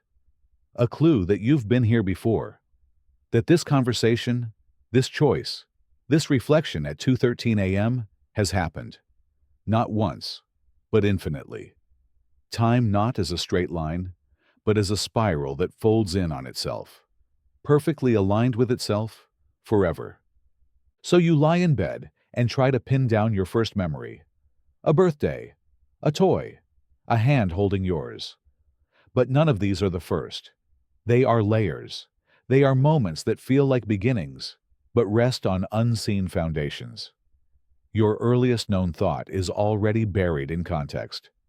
So if you've never remembered your actual beginning, how do you know it wasn't this? Suppose tonight's sleep is the reset, the fall back to zero. When you wake, you won't be you anymore. Or rather, you'll be the same you at the start of your loop, unaware that this has all happened before. But if the loop is perfect, you'll repeat it the same way. Love the same people. Make the same mistakes. Ask the same questions. And one day, you'll lie down again, thinking the loop is ending, unaware it's only beginning again. But what if the loop isn't perfect? What if something small changes each time? A word said differently. A choice made a second sooner. A look held a little longer. Then your loop becomes a spiral, circular, but not identical. Each loop a variation, each return a revision. So now the fear deepens, or the hope grows.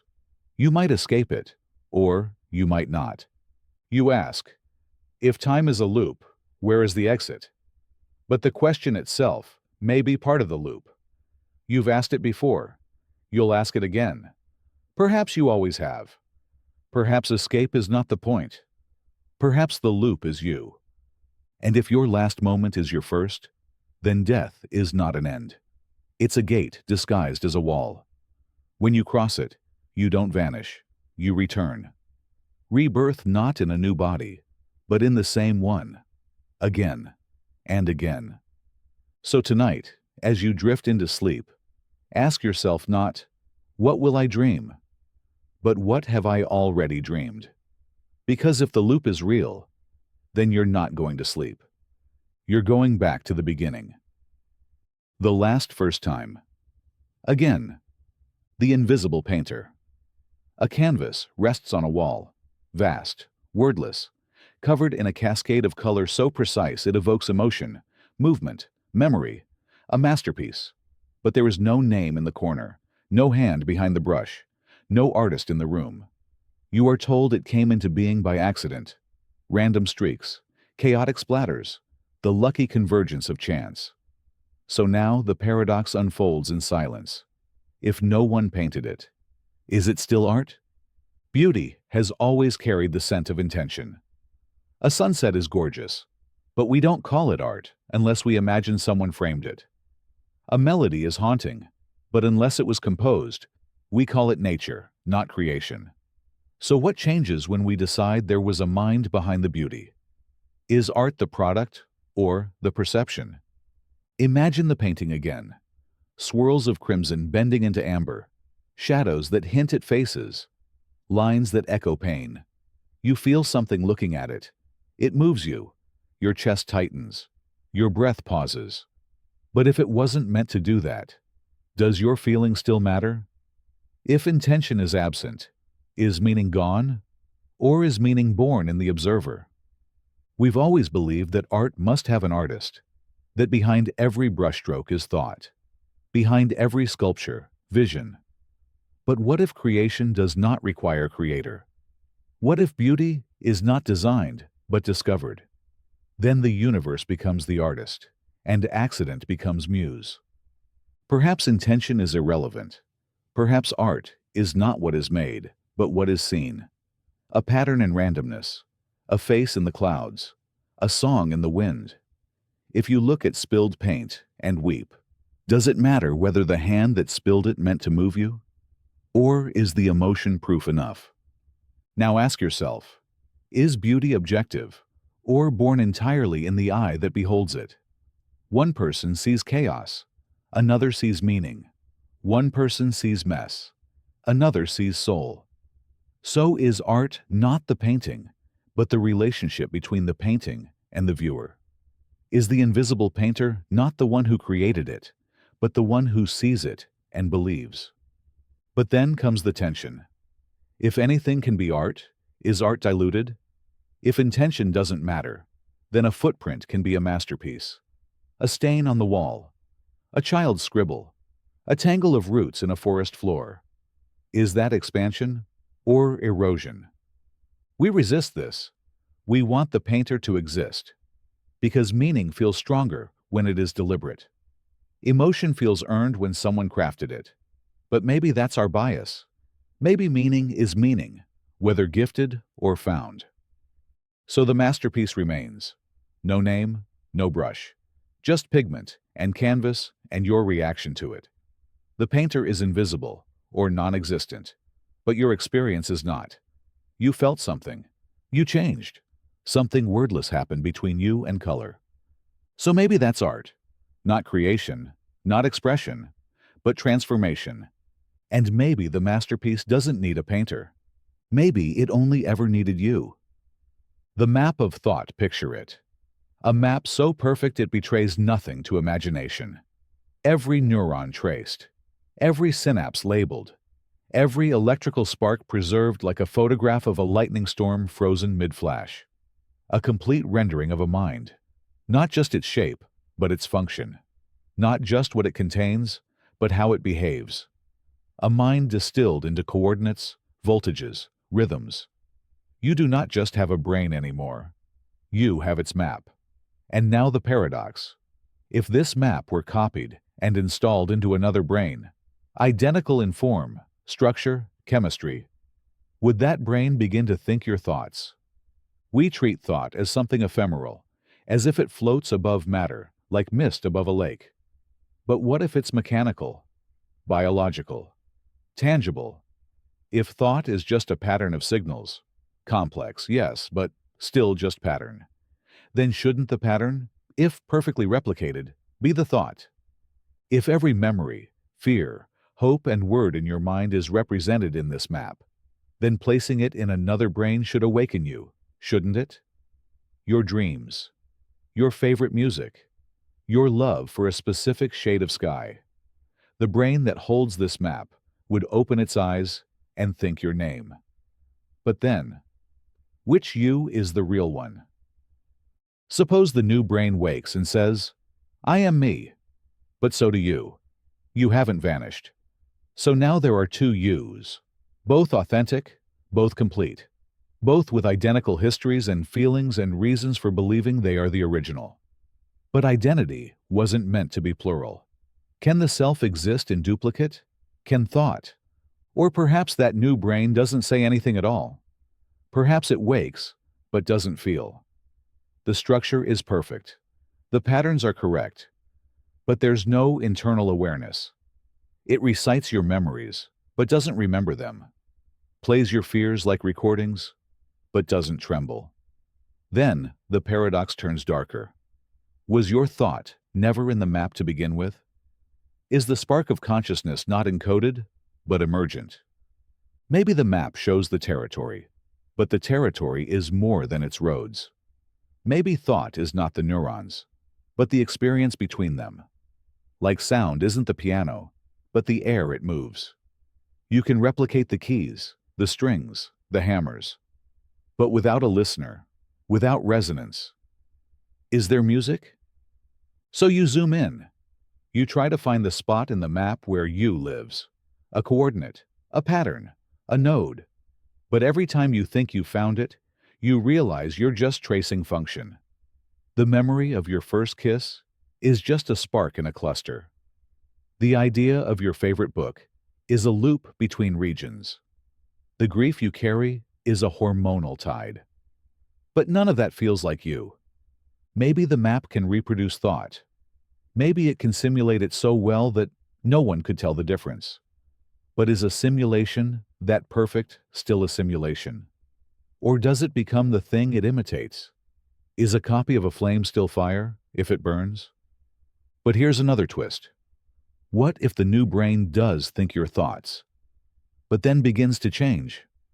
1 second later, it hears a different sound than you, sees a different face, has a new experience, and now it diverges. You've split. The map was a starting point, not a static truth. Thought cannot be paused. It moves. So even perfect replication leads to immediate deviation, a fork in the road, a you that's no longer you. So the paradox remains unresolved. Thought can be mapped, maybe even transferred. But selfhood might not be in the structure. It might be in the moment, the continuity, the this. And continuity cannot be copied. Because the map of thought is not the thought. It's just a way back to where you once were. Not a guarantee that someone else can be you again. The absolute zero of self. Who are you, really? Strip away the voice you use. It was taught to you. The words borrowed from culture. The gestures mimicked from parents, teachers, strangers on the street. The beliefs absorbed. The accent acquired. Every opinion you hold was shaped by what you've read, seen, or been told. So now the paradox. If you subtract all that, what remains? Is there anything at all underneath the mask? Is there a self untouched by influence? Or does the act of living ensure that you are entirely constructed? You peel back the layers. First goes the language. You no longer speak. Not out loud, not in your head. Because even inner thought uses words. Without them, how do you think? What remains? Images. But those too are taught. You see a mountain and think grand. But only because stories told you mountains matter. Strip that too. You remove your culture, your country, the songs you grew up with, the rituals of morning and night. Gone. You remove your morals. Those came from others. You remove your likes, your dislikes, your name. You are no longer you, at least not in any way you could describe. What's left? Is it still a self? Or just an empty stage where selves used to perform? Some say yes. That, beneath all the noise, there is still a core. Something primal, something original. The baby before the words. The witness before the mirror. A consciousness untouched by its costume. But if that self cannot speak, cannot feel what it learned to feel, cannot recognize itself, then is it still a self, or just awareness? Is awareness alone enough? Suppose you were raised in a vacuum. No books, no language, no mirrors. Fed and kept alive, but never taught. You grow into a body. But what grows inside? Do you think? Do you wonder? Or does the lack of input leave you in stasis, aware but undefined? Now flip it. Suppose you are entirely built from others. Every idea, every gesture, every love and hatred. A mosaic of 1,000 influences. Does that make you fake? Or is that what being human is? Perhaps the idea of a pure self is just nostalgia for something we never had. A myth that behind all our choices is a chooser untouched by the world. But even our sense of longing for that purity is something we learned. A cultural hunger for individuality in a world that makes us shared. So maybe there is no absolute zero. No self without temperature. No soul untouched by the environment that molded it. You are not the uncarved block. You are the carving. The result of friction. You are not the blank canvas. You are the paint already smeared across it. But that doesn't make you less real. It makes you human. Because maybe the self is not what's left after the subtraction. Maybe it's what emerges from the addition. Not the absence of influence, but the dance of it, the tension, the echo, the ever-shifting shape you become, moment by moment. And so the search for the untouched self becomes its own influence. And what you find in the mirror is not the pure you, but the only you that's ever existed. The one still asking the question. The paradox of knowing you know something. Or at least, you think you do. You say, I know the sky is blue. Simple, certain. But then you pause. How do you know it? Because you see it? Because you've been told it? Because it's always been that way? And now the foundation begins to shift. You no longer stand on solid truth. You're standing on the memory of truth, the belief in truth, the echo of agreement. So the paradox begins. What does it mean to know something? Is knowledge a destination, or a story you keep telling yourself until it sounds like a rival? You know that 2 plus 2 is 4. But what is that knowing built on? Language, definition, agreement. You were taught it. It works in practice. But does that mean it's true, or just consistently useful? If you dig deep enough, you find that even math rests on axioms, assumptions, rules that cannot be proven within their own system.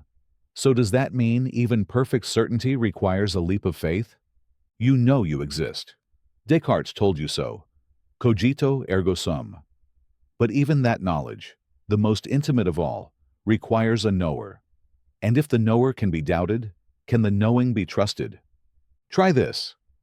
Think of a fact you know. Then ask how you know it.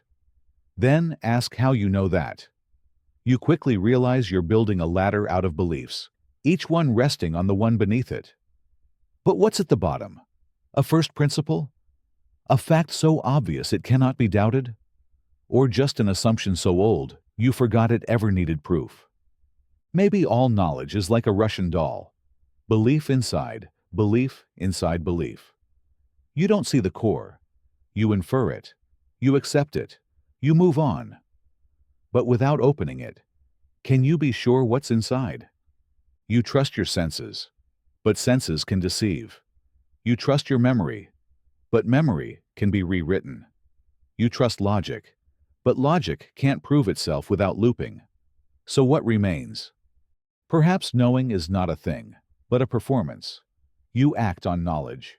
You behave as if it's true, and so it becomes functional, even if it's not foundational. Maybe you never know anything in the absolute. You simply reach a point where doubt becomes irrelevant, where action becomes necessary. So now, knowledge isn't truth, it's conviction, a practical agreement between your mind and your moment. But does that make it real, or just useful fiction? You might say, but I feel certain. Yes.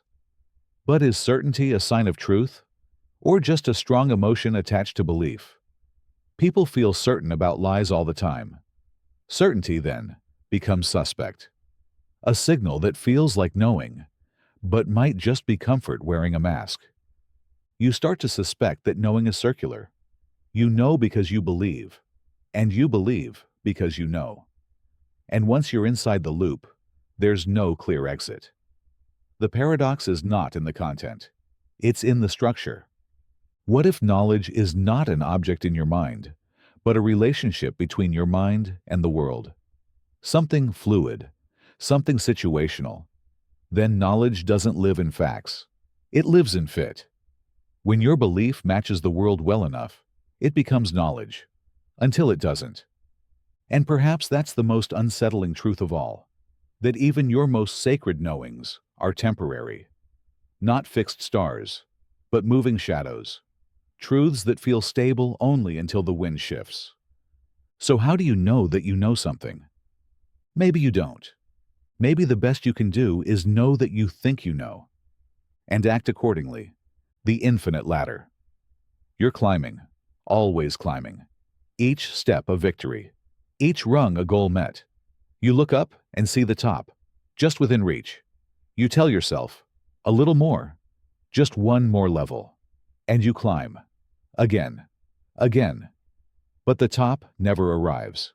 It rises as you rise, stays just beyond your fingertips. And so the paradox begins. If every step brings you closer, but the destination keeps moving, are you making progress? or just participating in an illusion designed to look like growth. This is the infinite ladder, the pursuit that never ends, the finish line that runs faster than you do. You chase success. It glimmers in the distance. You reach one milestone, and immediately the bar shifts. The goal evolves. The praise fades. Now there's a new rung, higher, brighter. And so you climb. But if the ladder never ends, was there ever a destination? Or just a structure built to keep you moving? You might say, but I am improving. Maybe you are. But by whose measure?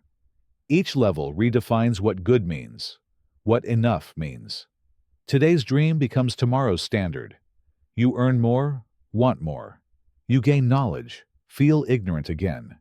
You become wiser, only to realize how much you still don't know. The higher you go, the more infinite the climb becomes. So is progress real, or is it just a trick of perspective? You ask, what's wrong with always striving? And perhaps nothing is. Movement gives meaning, but movement without a rival, that's exhaustion, disguised as ambition. You look around. Others are climbing too. Some faster, some slower, some pausing, some racing. And now comparison kicks in. You measure your position not by how far you've come, but by how far ahead someone else seems. The ladder becomes a scoreboard. Progress becomes competition. And the top? An abstract promise that no one ever sees. You wonder, what happens if I stop climbing? Do you fall? Do you freeze?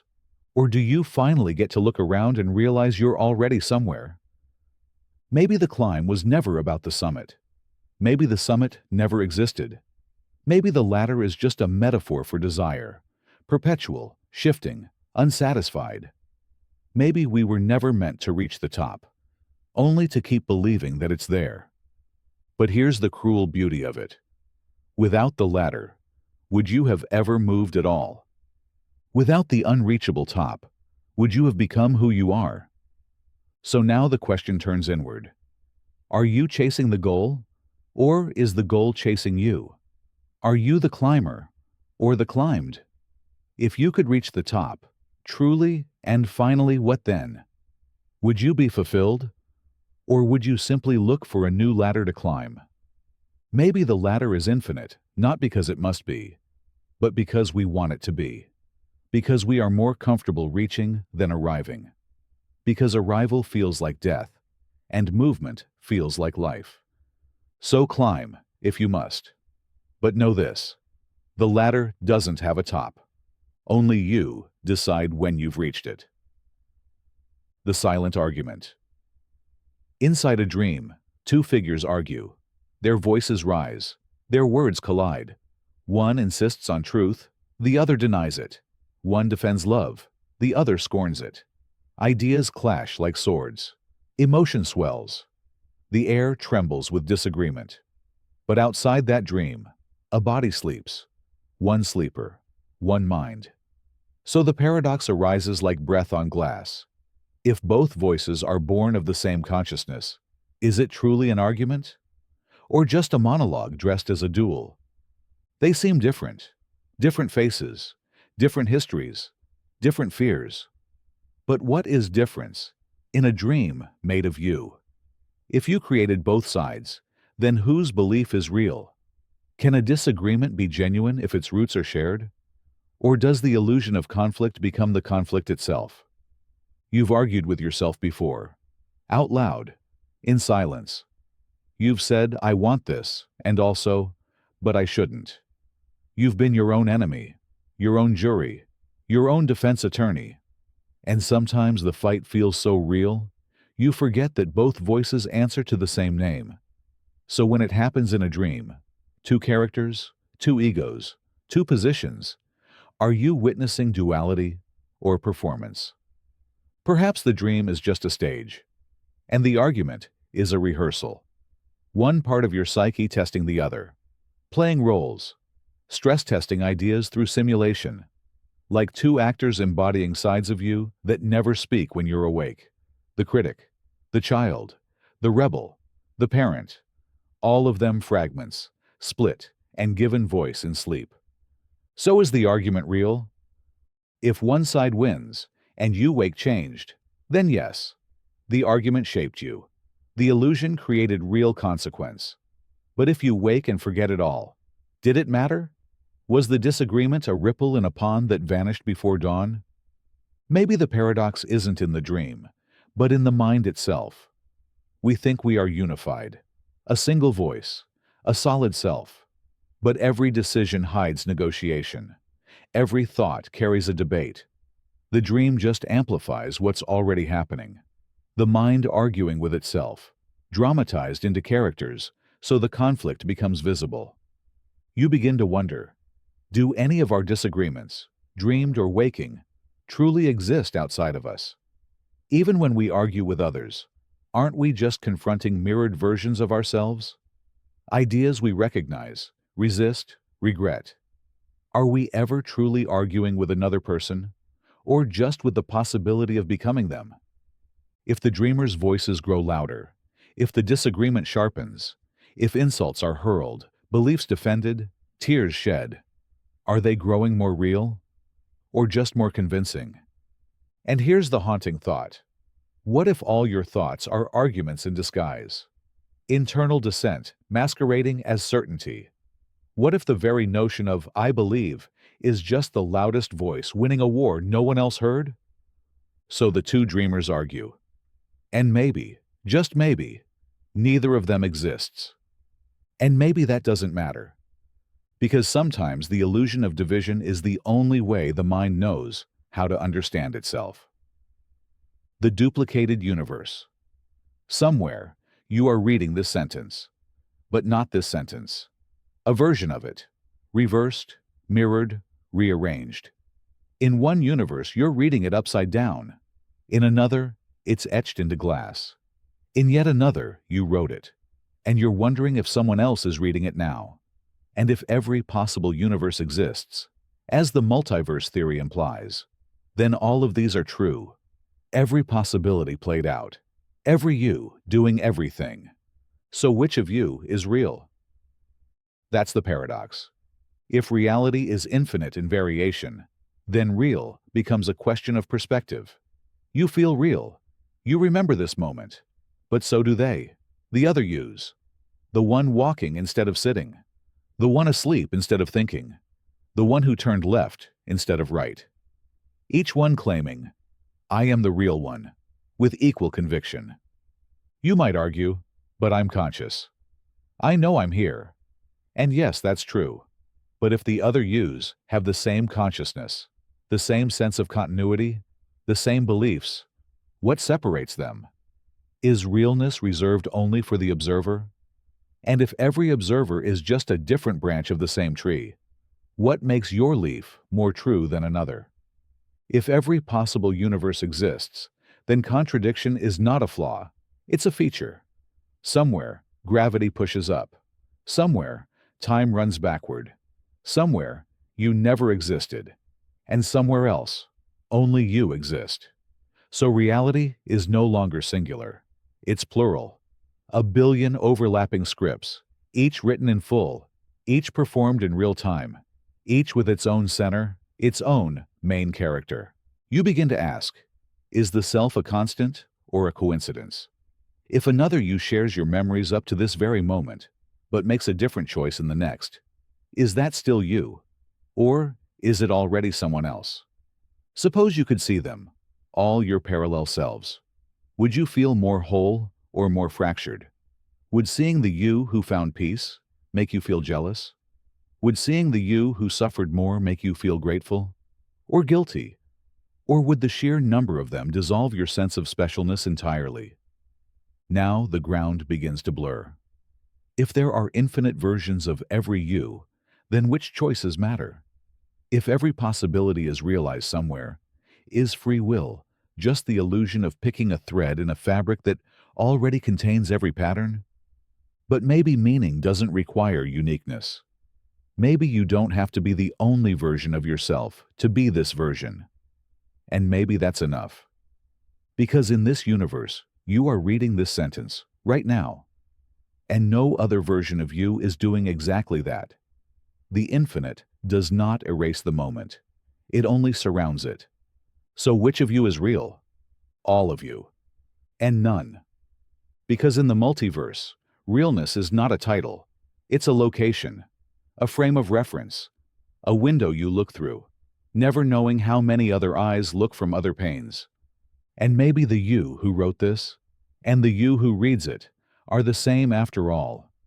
Meeting in the middle of possibility, sharing one breath across countless skies. The shadow memory. It clings to you, quietly. A memory that doesn't belong anywhere except inside your mind. A room you've never been in. A voice that never spoke. A night sky with a constellation that doesn't exist. And yet you recall it clearly, more vividly than some moments you know were real. It haunts you, comforts you, defines you. It never happened, but it left a mark. So now the paradox stands in your hands. Is the past determined by what actually occurred, or by what you remember? You tell someone the story. I was there, you insist. I remember it perfectly. But no one else does. There are no photos, no record, no corroboration. You dig through journals, ask friends. Nothing. You begin to wonder, did you dream it? Did you misplace a fiction into the archive of your identity? And yet, how different is this shadow memory from your others? Real memories blur over time. Details change. Feelings intensify. Faces shift. Even the most reliable recollection becomes a retelling, a story revised by every retelling of it. So if all memory is reconstruction, then what makes one real and another false? Is it evidence, agreement, or just confidence? Suppose you have a memory that makes you cry, a lesson learned from a moment that never existed, but it taught you kindness, or fear, or resolve. So what if it's false? The effect is real. The person you became because of it is real. The belief it planted grew into branches you live with every day. Does that not give it substance? Do we define memory by what happened, or by what we became because of it? Perhaps the past isn't a fixed timeline, but a collage built from moments you believe in. You don't carry the past. You carry your interpretation of it. And interpretation rewrites itself constantly. So what do you do with a false memory that still hurts? That still echoes like a truth? You can't erase it. It's part of you. But can you trust it? Can you act on it? If it shaped you, then does it need to be true to be valid? You begin to suspect that the line between real and false memory is thinner than you were told. That history might not be just a set of facts, but a living structure sculpted by emotion, repetition, narrative. That remembering an event might be more about who you are now than what truly happened then. And then the chilling question arises. How many of your memories are shadows? How many things have you almost experienced, almost read, almost felt, yet now wear like fact? Even more unsettling, if a false memory can change your life, and a true one can fade without impact, then is truth really the most important part of memory? Maybe the past isn't what happened. Maybe it's what lives on in you, even if it never lived out there. The Forgotten Observer. The universe ends. The stars collapse into silence. Galaxies dim and fade. Time itself curls inward, no longer moving, no longer counting. There are no eyes to see it, no voices to describe it, no minds to remember it. And now the paradox pulses in the void. If nothing remains to witness the end, did anything ever happen at all? We live assuming that reality is objective, that stars burn, oceans swell, atoms dance whether or not anyone watches. But observation gives meaning.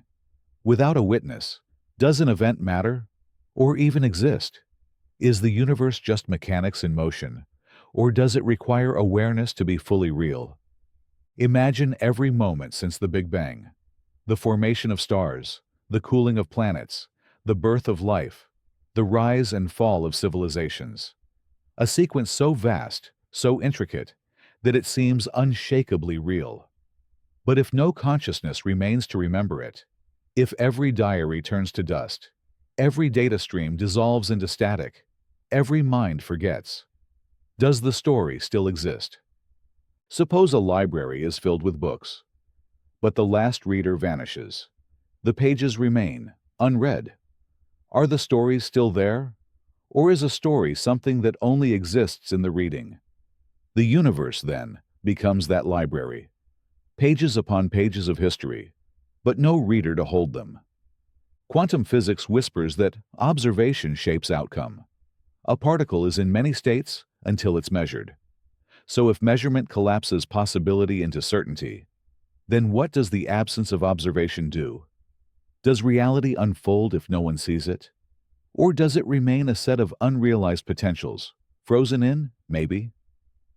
You consider the idea of a memoryless universe, one that existed, bloomed, died, and vanished without a trace.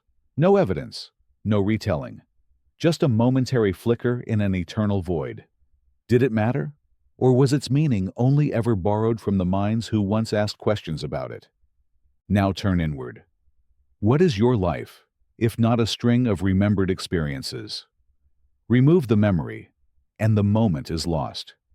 If no one recalls the touch, the word, the breath, did it really shape the world? Perhaps the universe, too, only leaves footprints when someone looks back. Or maybe the universe doesn't care. Maybe existence doesn't require meaning. Maybe stars exploded, worlds collided, and it meant nothing. Because meaning is a human construct. Memory is a human function. And the universe isn't human. But then, why does it matter so much that we were here to see it? Perhaps the observer isn't just a passive participant. Perhaps we complete the universe.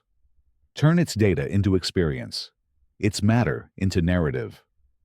Perhaps we are not outside of reality looking in, but inside, giving it voice. And if the last observer vanishes, and no one is left to speak the universe's name, then yes, perhaps it did happen. But it also didn't. Because a story unremembered is no story at all. The locked past. They say the past cannot be changed, that it is fixed, sealed, locked in place like ink dried on a page. You can read it, learn from it, regret it, but never reach into it. Time travel, if it exists at all, is only for moving forward. Because to step into the past would mean to alter it, and in doing so, alter the future. And yet, the contradiction unfolds quietly. Every past was once a future. Every moment you remember was once unwritten, waiting to be shaped. So if altering the future is inevitable, and the past was once just a future, then has the past already been altered? Has it always been? Suppose time travelers did visit the past. Suppose they left no traces, made no ripples large enough to be remembered. A word whispered here, a decision nudged there, a thought planted in someone else's mind. If those changes were always part of the timeline you remember, would you ever know they occurred? You assume your history is organic, that it unfolded unassisted. But what if it's not pure? What if every thread of the past you trust has already been tangled by visitors who arrived before you even realized they could? Imagine someone travels back to save a life, prevent a war, or ensure a specific birth. If their intervention succeeds, then the future they came from, our present, is the product of that interference. It's not the original version. It's the result of editing. But we experience it as normal, because to us, it's all we've ever known. So now, the paradox tightens. Is time travel paradoxical because it changes the future, or because it already has? Every moment you call now was, seconds ago, a future. And once it passes, it becomes a past. Time is not a straight road. It's a corridor of doors opening behind you, ahead of you, around you. You walk it, assuming the path is permanent. But what if it's fluid? What if your sense of linear time is just a localized illusion within a structure that allows movement both ways? The locked past, then, might not be locked at all. It may only appear that way because we're looking through a keyhole, not a doorway. We can't see the edits because they're seamless. We can't see the visitors because they already blended in. A stranger in a photograph. A new idea that came from nowhere. A moment of luck that saved a life. What if those were the fingerprints of time travelers? Quiet, careful, woven into the fabric of our history. And here's the twist. If their actions are already part of your memory, then to undo them would also be to alter the past. So perhaps all versions of the past, changed or not, are equally valid. Each one an iteration nested within the next. Each new traveler sealing the edits into permanence simply by traveling at all. You look at your own life. The chance encounter that shaped your direction. The accident that never happened. The opportunity that came too soon, or just in time. Were these fate, randomness, or the aftershocks of a future mind reaching back? The past may be locked, but only from your side. Perhaps the door swings open from behind, and the travelers who entered long ago built the world you now call normal. Perhaps the present is not a product of the past, but of its rewriters. So if time travel to the past breaks the future, and yet the past was once a future waiting to be broken, then maybe the truth is simple.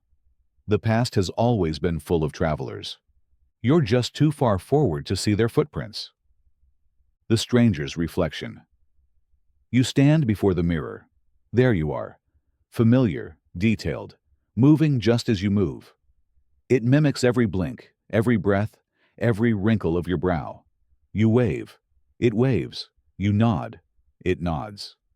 It is you, isn't it? But the mirror doesn't show your thoughts. It doesn't know the fear in your chest, the dream you forgot to write down, the regret you carry like a stone in your throat. It shows form, not feeling. It shows appearance, not awareness. And so the paradox emerges. If the mirror reflects only light, not mind, then what part of that reflection is actually you? The image is accurate, but only on the surface. A sculpture of photons, precise in geometry, hollow in meaning. The mirror doesn't understand your story. It cannot see the you that exists when the lights are off. It cannot reflect the voice in your head. It cannot echo your inner monologue. So is that reflection you, or just your most convincing mask? Now consider this. You look at yourself, and what do you feel? Discomfort, familiarity, judgment, pride. The reflection stares back, but it does not initiate the gaze. You are both observer and observed, both self and stranger. You see your face, but also what others see. And now, you are forced to see yourself as an object, and in doing so, you fracture. You try to align the outer and the inner, but they do not match. The mirror cannot show your intentions. It cannot display your kindness, your insecurities, your hopes. It shows the vessel, not the voice. You realize that when you say I, you are not referring to what's in the mirror. You are referring to something behind it, something unreachable by glass. So who then is the figure staring back? A shadow, a placeholder, a stranger wearing your outline? Suppose you lived your whole life never seeing your reflection. Would your sense of self change? Would you feel less you? Or more? Because now, without the mirror's verdict, your identity would be shaped entirely from the inside out. But then again, how much of who you think you are has been influenced by that surface, that silent critic, that flickering twin? You begin to suspect that the mirror isn't reflecting you. It's reflecting an idea of you, a visual echo, filtered through angles and lighting and perception. It captures your outside, but says nothing about your soul. And yet, you keep returning to it, seeking something in the silence. Maybe that's the heart of the paradox, that you trust a device that knows nothing, that you search for meaning in a surface incapable of offering it. And yet, it does reflect. It does respond. It mirrors your every move with perfect commitment. And so, despite all its emptiness, the mirror becomes your most consistent companion. You confront it when you're unsure. You challenge it when you're afraid. You stare into it, hoping to find proof of who you are. But all it shows is a body. And all you are is more than that. The stranger in the mirror isn't lying. It's just telling you the only part of the truth it knows. The unlived life. You remember the road you took, the person you became, the things you said yes to, and all the things you turned away from. But beneath the surface of that remembered life lies another one, then another, and another still. The choice you didn't make, the call you never answered, the job you didn't take, the person you didn't love, the city you never moved to. These lives hover like ghosts, just out of reach. They never happened. And yet, you feel them. So now the paradox walks in quietly. If the decisions you didn't make still exist in some echo of reality, did they shape you just as much as the ones you did? You think you are the sum of your choices. But what if you are also the sum of your non-choices? What if every door you didn't open still casts a shadow on your hallway? Regret, relief, imagination, these are the fingerprints of the unlived. You wonder who you would be if you had gone left instead of right. But in asking the question, you prove that the other path still affects you. Even untouched, it leaves a mark. And what of those alternate versions of you? The ones who did say yes, who stayed, who left, who dared? Are they real? Some theories say yes, that each possibility fractures into its own universe, that there is a version of you who never learned what you know now, and one who learned something sooner. A multiverse of selves, each unaware of the others, each shaped by diverging lines of causality. And yet, you are shaped by them. Not because you remember their lives, but because you remember not living them. You carry their weight. You wake up wondering, what if? You see someone who reminds you of a person you almost became. You feel a rush of longing for a life that never unfolded. And in that longing, you realize something. The unlived life is not forgotten. It's stitched into your present as absence. And now the paradox sharpens. How much of you is built not from what you've done, but from what you could have done? Suppose you stood at a fork in the road and chose the safer path. The other one, the wilder one, still lives in your mind. It informs your sense of what is missing. It shapes your future decisions. You become more cautious or more reckless, not because of what happened, but because of what didn't. Even paths unseen leave trails in the psyche. So are you just this one version of you? Or are you also a little bit of each version you never were? Is the self a single line, or a cloud of possibilities, constantly collapsing into choices that still echo in every direction? Maybe this is why nostalgia hurts so much. Not because we miss the past, but because we glimpse the paths we'll never walk. And maybe that's what wisdom is. Not the accumulation of experience, but the awareness of all the experiences you never had. So yes, the lives you didn't live shaped you, because they made you choose. And choosing changed you. Even the lives you abandoned became part of who you are, because you carry them quietly, like dreams you half remember, like songs you almost sang. The sleeping brain. You close your eyes, the world disappears, but your mind doesn't stop.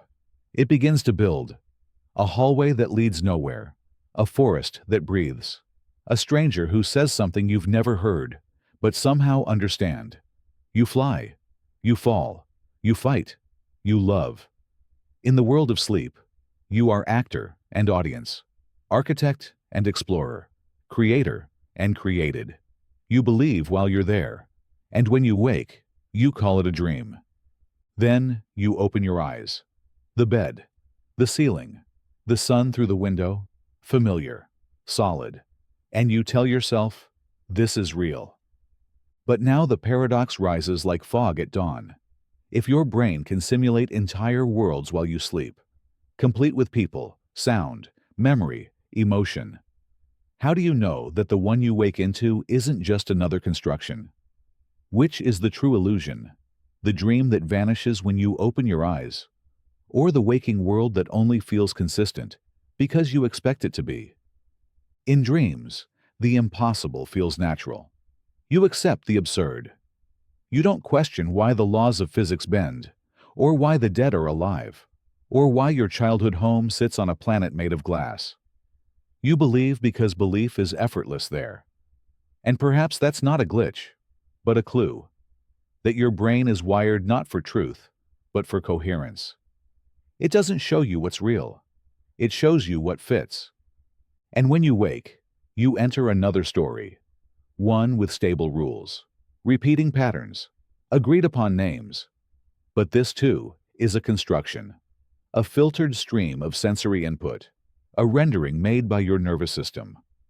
What you call reality is just one more dream, with stronger continuity and social consensus. So what makes waking life more real than the dream? That it lasts longer, that others share it, that it punishes disbelief. But every reason you give depends on the logic of this dream. You measure its realness using its own tools.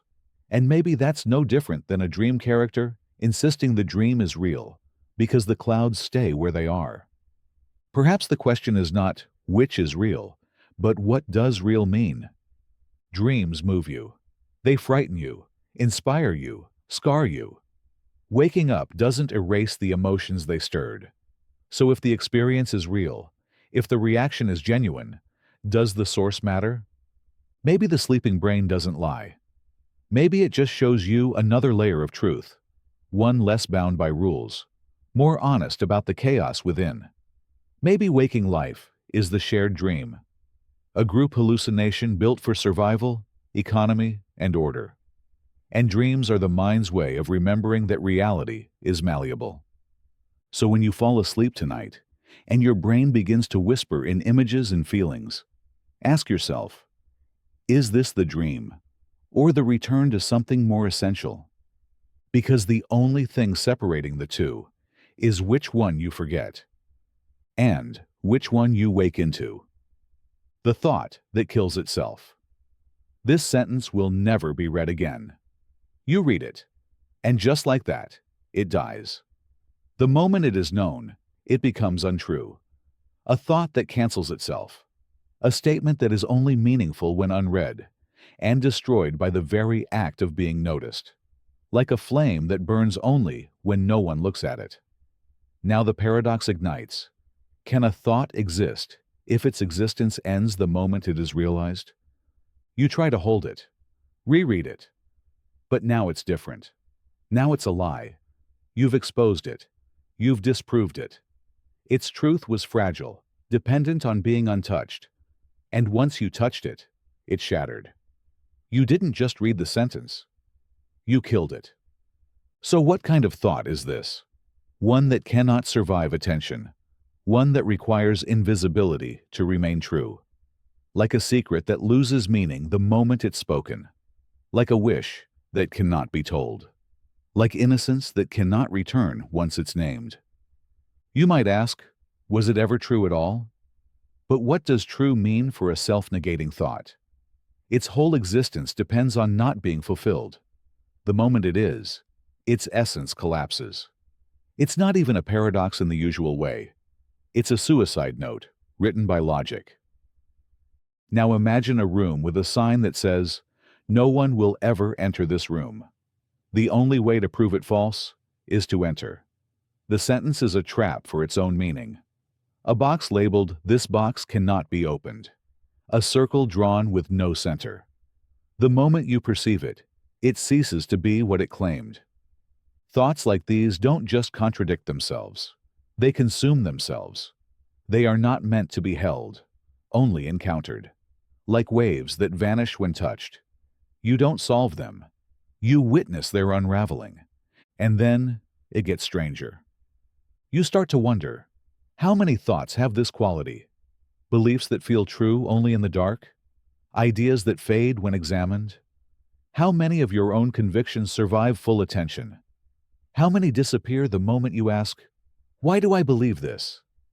Maybe the thought that kills itself is not a failure of logic, but a reflection of the mind itself, always building, always doubting, always teetering between certainty and erasure. And maybe, just maybe, the sentence wasn't meant to last. Maybe its death is the point. Maybe some thoughts live only long enough to remind you that even truth has an expiration date. The paradox of trust. To trust someone is to open the door, not wide, not blindly, but enough. Enough to let them in. Enough to let them see. Your fears, your hopes, your past. You offer a piece of yourself and wait. But here's the paradox. To trust, you must be vulnerable. And to be vulnerable, you must risk pain. So is trust a gift or a gamble with your heart? You want certainty. You want to know they won't hurt you, that they won't turn the key you gave them and open the wrong drawer. But trust doesn't offer that. It offers risk. The very act of trusting makes betrayal possible. You can't be betrayed by someone you don't trust. The deeper the trust, the deeper the potential wound. So is trust strength, or a beautiful form of helplessness. You might say, I trust them because they've earned it. Through time, through consistency. But earning is never perfect. People change. Circumstances shift. You trust not because you know, but because you choose. Trust, then, isn't knowledge. It's faith. But faith isn't blind. It's conscious exposure. You know the stakes. You weigh them. And still, you step forward. So maybe trust isn't weakness. Maybe it's the bravest act the heart can perform. To hold its own fragility out like a gift and say, here, I hope you don't drop it. But the paradox tightens, because trust requires openness, and openness requires not control. You cannot guarantee safety and give trust at the same time. You must pick one. So do you armor up and stay safe, or risk it and possibly be known? And deeper still, can you ever truly trust someone until they've had the chance to hurt you and didn't? Until betrayal was possible, but mercy was chosen instead? Is trust not in the promise not to hurt, but in the decision not to, even when they could? So trust becomes a test you don't want anyone to fail, but must allow them to take. A game you hope ends in peace, but must begin with tension. A leap you make knowing the ground might not be there. And yet, you do it. You trust. Again and again. Not because people are flawless, but because trust itself is how connection forms, how bridges are built, how love grows. Without risk, there's no depth. Without danger, there's no intimacy. You cannot be safe and known unless you risk being unsafe and known. So is trust belief? Yes. Is it gamble? Yes. Is it both at once? Always. And maybe that's what makes it beautiful. Not because it guarantees safety, but because it gives meaning to vulnerability. Because when you give someone the power to break you, and they don't, something sacred forms in the space between you. Not certainty, not perfection, but trust. And that, somehow, is enough. The echo of silence picture. A voice, barely audible, carried on a breath across an infinite void. No walls to bounce from, no ears to catch it, no audience, no reply. Just the whisper, your name. Spoken once, then gone. It lingers for no one, reaches no destination. So the paradox forms in the stillness. If no one hears it, did the whisper mean anything at all? You want to say yes. It was said. It existed. The sound left lips. The vibration moved air. That should be enough. But then again, what is meaning without reception? Is a message still a message if it never arrives? Or is it just sound, empty and unclaimed? We tie meaning to communication, to being understood. A sentence unfinished in your mouth carries potential, but not truth. A word unreceived is just an echo that never echoes. So if someone speaks your name and it vanishes into silence, was the act still meaningful? Perhaps the whisper is like a key with no lock, beautifully crafted, useless without a door. Now reverse it. Suppose no one ever hears your thoughts, your feelings, your dreams. Do they still matter? You believe they do. You feel them. But isn't the urge to be heard proof that meaning longs for company? That a thought unshared aches for confirmation? You begin to realize meaning might not live in the speaker. It lives between speaker and listener. In the space of recognition, the whisper of your name matters not because it existed, but because it could have been heard. But here's the paradox's shadow. Sometimes we speak not to be heard, but because the act of speaking shapes us.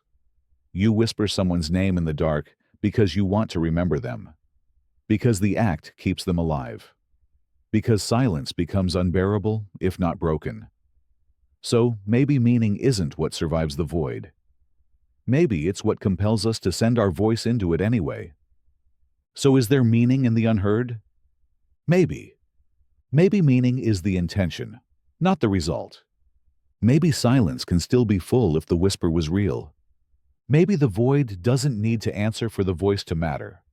Because sometimes the echo isn't in the world, it's in you. The recursive prison. You want out. The thought loop, the anxiety spiral, the belief system that no longer fits but refuses to leave. You recognize the trap. You name it, analyze it, try to dismantle it. You find a new philosophy, a new mindset, a new strategy. It feels like freedom for a moment. But soon you realize this new freedom has rules, expectations, pressure, and slowly it begins to tighten like the last one. So now the paradox reveals itself. Is every escape from the mind just another prison, cleverly disguised as liberation? You dig deeper, you meditate, you question your assumptions, you challenge your inner critic, you tell yourself, I don't need to escape, I just need to accept. And then, that becomes a trap too. Now you feel pressure to let go correctly, to surrender perfectly, to be the ideal, non-resistant thinker. And so the bars return, painted a softer color, but bars nonetheless. Maybe every attempt to fix the mind reinforces the idea that something is broken, that you must always be working, healing, optimizing. The prison becomes the belief that escape is possible only if you get it right. And now you're trapped inside a labyrinth of self-improvement. Each solution, just another hallway leading back to the center. So you try apathy, rebellion, screw the system. But even that becomes identity. You become the one who rejects, the anti-believer, and that role needs defending too. Another cell with graffiti on the walls. But still, no windows. You begin to suspect that maybe the mind is recursive by nature. A thought leads to a thought about that thought, which leads to a reflection on the pattern of those thoughts. And where is the exit in a system that folds endlessly into itself? You start to wonder, what if the goal isn't escape, but awareness? Not, how do I get out? But what is this loop teaching me? Because the loop only becomes a prison when you believe there's something outside of it. Some perfect clarity, peace, self. But if you accept the loop, study it, live in it, without trying to flee, it begins to unravel. Or maybe not. Maybe even that is another layer, another trick, another ceiling painted like the sky. So you sit, you stop running, and in that stillness, a strange thing happens. The walls remain, but they stop closing in. The trap is still there, but your panic quiets. You stop mistaking every passing thought for truth. You stop calling the maze your enemy. And that, maybe, is the only kind of freedom that exists. Not escape, not transcendence, just peace with the impossibility of perfect peace. A cell with the door open, realizing there's no outside anyway. The shifting scale. You wake up one day, and everything feels the same. Your feet hit the floor. Your coffee tastes just as bitter. Your eyes blink in sync with the sun. But something impossible has happened. Everything in the universe has doubled in size. The atoms in your body, the distance between stars, your favorite spoon, your spine, your shadow, the birds overhead, all of it. And yet, you notice nothing. Not because you're blind, but because your ruler doubled too. Now the paradox stands quietly in your hand. If scale itself shifts uniformly, if your tools and your perspective evolve together, how could you ever detect the change? You hold up a ruler to a wall, still 6 feet. You measure your height, unchanged. The coffee mug holds the same amount because the volume doubled right along with the table it rests on. Every proportion preserved, every ratio maintained. There's no distortion, no imbalance, no clue. You think, but surely the mass would change. But if gravity, time, even the constants governing physics all doubled in perfect harmony, your experience wouldn't register it. Your pulse wouldn't quicken. Your breath wouldn't stretch. Time would still feel like time. Distance would still feel like distance. So what is scale, if not relative? You begin to suspect that scale doesn't actually exist outside of comparison. That big and small are not intrinsic properties, but judgments. A grain of sand is vast to a microbe.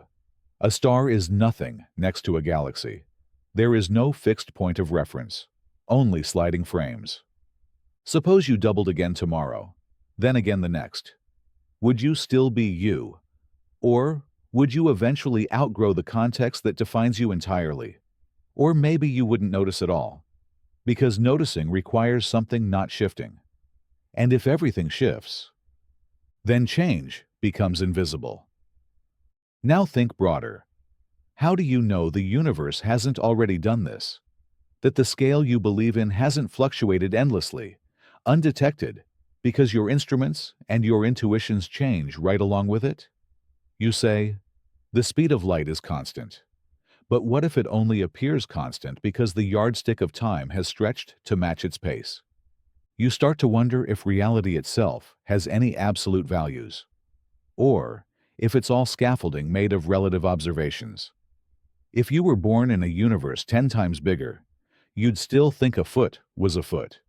You'd still think your breath was yours, even if each inhale spanned a mile. So the question shifts from, did the universe change, to, what would it even mean for it to change if no one could tell? Is change still change if there's nothing stable to compare it to? Maybe not.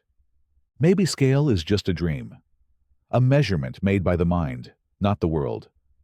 And maybe, just maybe, you're growing and shrinking all the time, but only in ways you can never notice. The oracle's loop. You sit across from the oracle. Her eyes are still. Her voice is slow. You ask her, "What will I choose?" She tells you. You recoil, because you don't want to be predictable. You want to prove her wrong, so you pick the opposite. But in doing so, you realize too late. She knew you'd rebel. That was the choice she predicted. You didn't escape the prophecy. You completed it. This is the oracle's loop, the paradox of foreknowledge. The more you try to avoid the future you've been told, the more you walk right into it. You fight the script, only to realize you were following stage directions the entire time. You tell yourself you're free, that you make your own choices. But now, the idea of choice feels slippery. Because if someone else knew what you would do, truly knew, then wasn't the choice already fixed? Or worse, were your actions always determined, and your awareness of choosing just an illusion? So you test it.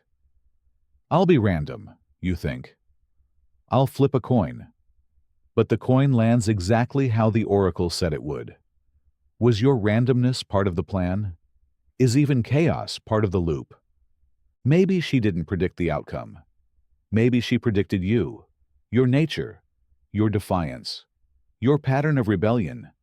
Maybe she knew you'd reject control, so she gave you a future designed to trigger your refusal, knowing your refusal was the future. And now your rebellion becomes part of the design. A puppet yanking its own strings. You ask, but what if I just do nothing?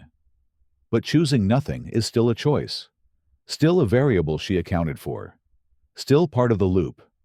You begin to see that prophecy isn't about controlling you. It's about understanding you perfectly. So perfectly that your every move was already accounted for before you even asked the question. So where is the freedom? Is it lost in prediction? Or was it never there to begin with? Or is the oracle just a mirror, showing you your own reflection before you've looked? Maybe she doesn't create the future. She just observes it.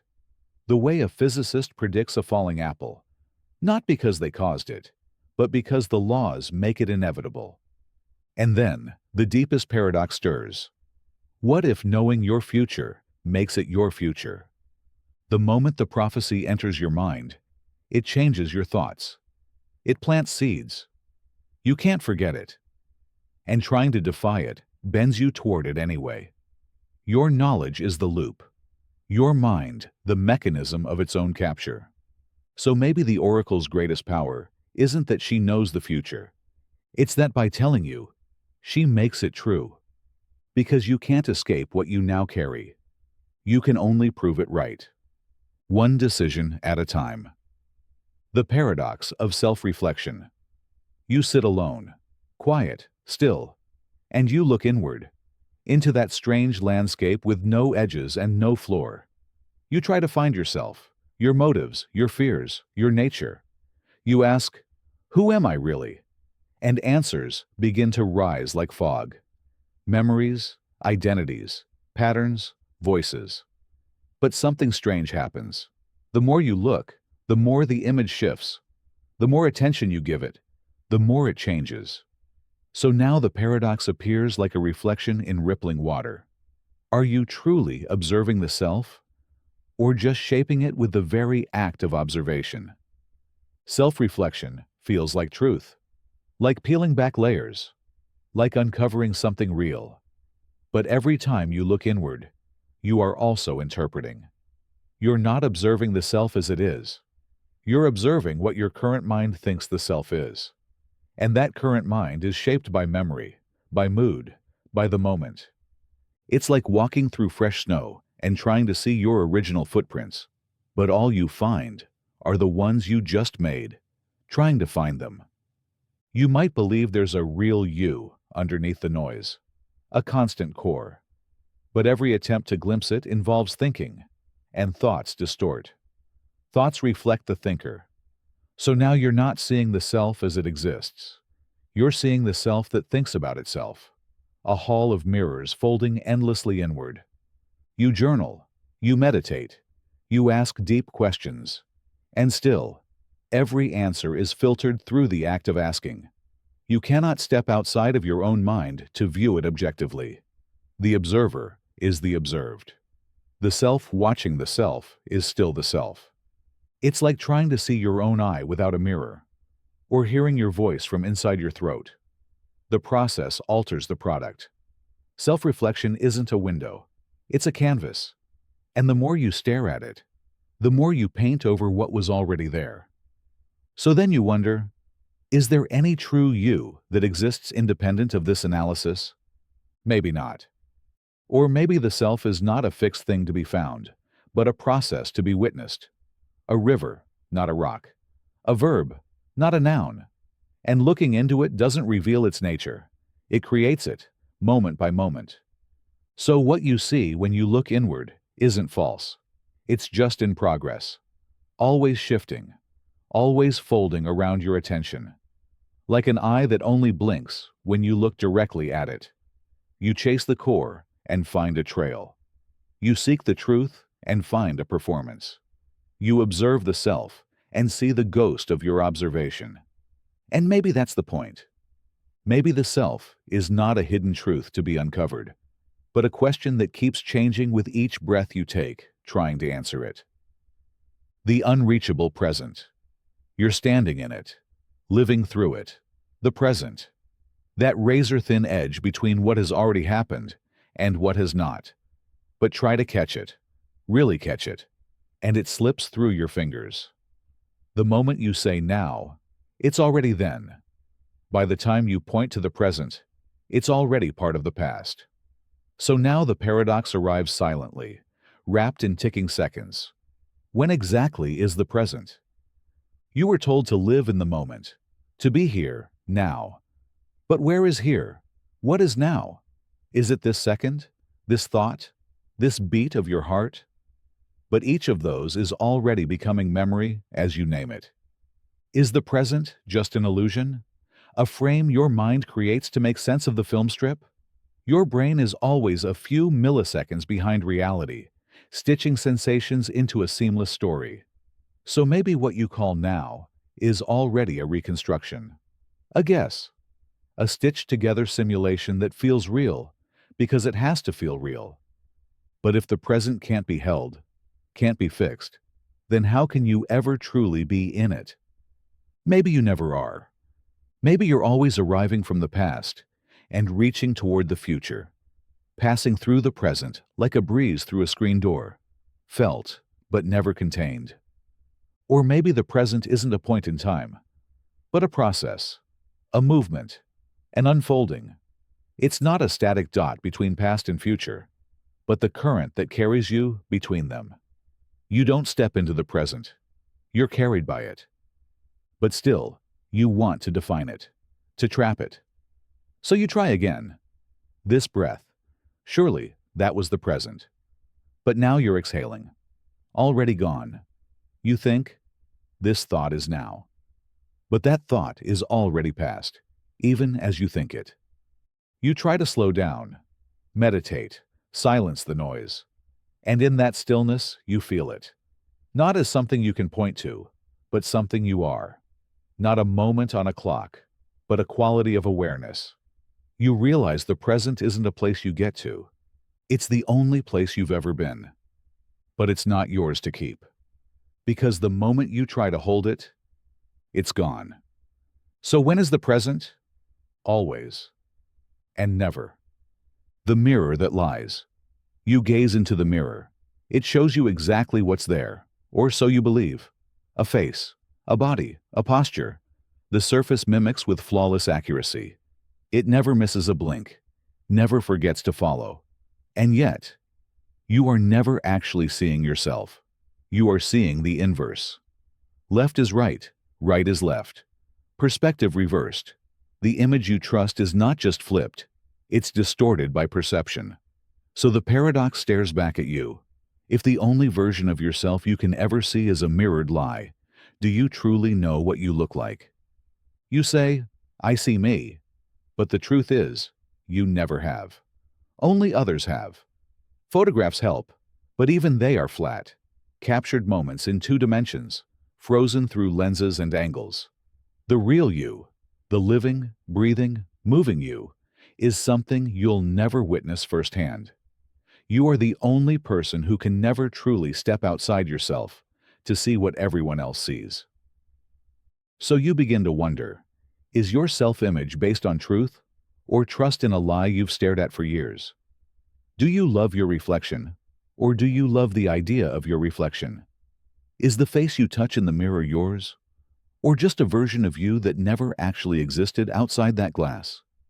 Even stranger, your mind has adapted to the lie. You've grown used to your mirrored face. You favor one side over the other. You part your hair the right way, because it looks better in reverse. And when you see a photograph, something feels off. Unnatural. Not because the photo is wrong, but because it's the only time you're seeing yourself as others do. The mirror never tells the full truth. It can't. It reflects surfaces. But you are more than surface. It can't show your thoughts, your complexity, your fears.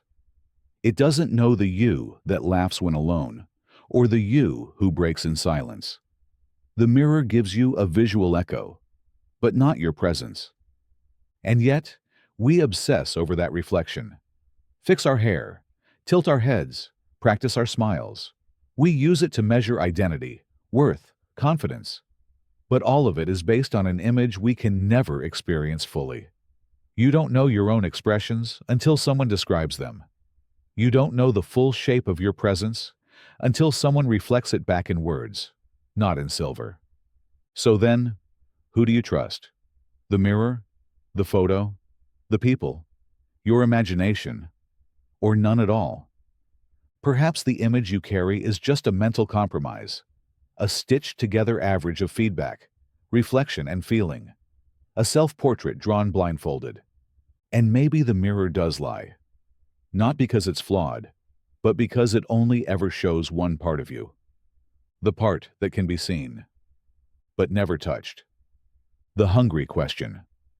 You ask a question, not to get an answer, but because the question won't stop asking itself. Why am I here? What is meaning?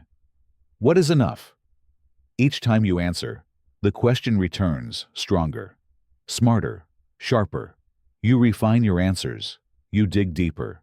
You change your life, your goals, your faith. But still the question remains. So the paradox grows teeth. What if some questions exist only to keep you asking? We crave answers like food. We want to solve, to explain, to pin the unknown down until it stops moving. But some questions are not puzzles. They are hunger itself. No matter how much you feed them, they return. Because it was never about the answer. It was about the asking. The hungry question doesn't want to be solved. It wants to be lived. It wants to haunt you into growth. You ask, who am I? And just when you think you've found it, life changes. You grow. The old answer decays. The question returns. The hunger continues. You ask, what is the purpose of it all? And someone offers you one. Family, love, progress, God, legacy. And it works. For a while. Until another crack appears. A contradiction. A silence. A tragedy. And the question opens its mouth again. You can ignore it. Distract yourself. Chase pleasure. Build walls. Stay busy. But the question waits. Always. It does not starve when neglected. It grows patient. And when everything else falls away, it returns, more intimate than before. You might try to escape it with certainty, doctrine, science, philosophy. You adopt answers like armor, but armor gets heavy. And the question is light. It slips between the plates. It finds the seams. It whispers not to destroy your truth, but to ask if you've mistaken shelter for the sky. So what are you to do? Maybe you don't answer the hungry question. Maybe you honor it. You carry it with reverence. Not as a wound, but as a compass. A reminder that being alive is not about resolution, but about movement. That questions are not signs of ignorance, but of depth. That not knowing everything is not a flaw. It's the invitation. And in that invitation, the question feeds you. And somehow, that's enough to keep going. The paradox of the final answer. You seek it. You search for it in books, in voices, in silence. The final answer. The one truth that makes all others unnecessary. The solution that ends the search. Maybe it's a formula. Maybe it's a belief. Maybe it's a sentence so complete, so elegant, that nothing else needs to be said. You chase it like a lighthouse, imagining the calm it promises. But as you draw close, something strange happens. New questions appear. New complexities unfold. The answer you thought would end the journey only expands it. And now, the paradox reveals itself. Every final answer births another question. You find a truth. It resonates. It feels deep, ancient, perfect. But then, you start to ask why it feels that way. You start to wonder if you misunderstood it. If it applies everywhere. if it's universal or just true for now. The moment you embrace it, your mind begins to test it. The answer itself becomes the seed of doubt. So what then is a final answer? Is it the end of knowledge, or just a pause in your need for certainty? Maybe it's not final because it's absolute, but because you choose to stop asking. You declare it finished. But somewhere deep, the questions keep flickering like static beneath the signal. Perhaps every answer is just a snapshot, a frame in a film that never stops playing. And in that next frame, the context shifts. The answer ages, deteriorates, requires revision. No answer is timeless, because you are not timeless. You evolve. You outgrow your truths. And the answers you once loved begin to rust in your hands. You might cling harder. Insist it's the answer. But the tighter you hold it, the more fragile it feels. Like glass mistaken for diamond. The more you defend it, the more you wonder why it needs defending. If truth is eternal, why must it be protected? Maybe this is why mystery endures longer than knowledge. Why wonder outlives certainty? Because certainty is a house that eventually becomes too small. And the final answer? It's not a destination. It's the start of a better question. The paradox of the immortal decision. You make a choice. Small, maybe. Ordinary. You turn left instead of right. You answer a message. You stay home instead of going out. It feels unimportant. But later, weeks, months, years, you realize everything that followed hinged on that single moment. A relationship, a job, a thought, a life path. The ordinary choice became immortal. And now, the paradox stands quietly behind you. How can something feel so small when it happened, yet become infinite in what it created? You want control. You want the big decisions to come with warning signs, flashing lights, grand music. But life isn't written that way. Sometimes, it's the subtle that shifts the tide. You don't always see the fork in the road until you're 1,000 miles down the path it created. So, was the decision small? Or were you just unaware of its power at the time? This is the paradox. Immortality born from the unnoticed. We think of immortality as eternal life, but perhaps it's more subtle than that. Perhaps it's a ripple, a single moment echoing endlessly through time, a thought that becomes a habit that becomes a life. You made a choice, and now you are the echo of it. But then, if every moment holds the potential to be immortal, how do you ever know which choice truly matters? You don't. You can't. That's the trap. And the beauty. The weight of your life is not carried only in the big decisions, but in the million unnoticed ones. And yet, even knowing that, you still make them casually, instinctively, blind to their long shadows. So is the choice powerful because of what you chose, or because of what you never knew you were choosing? Maybe immortality isn't about lasting forever. Maybe it's about creating something that outlives your understanding of it. A moment that keeps moving without you. The paradox of the hidden door. You walk through life convinced you've seen all the doors. You've weighed your options, chosen your paths, accepted your limitations. The hallway seems finite, the walls familiar. But what if, just out of view, there was always a door you never noticed? A door that led to something unimaginable, but remained invisible because you never thought to look for it. The paradox appears like a whisper behind you. How can you search for a door you don't believe exists? We say, I've tried everything. But have we? Or have we only tried everything we could imagine trying? What if the thing you need doesn't live in your current frame of reality?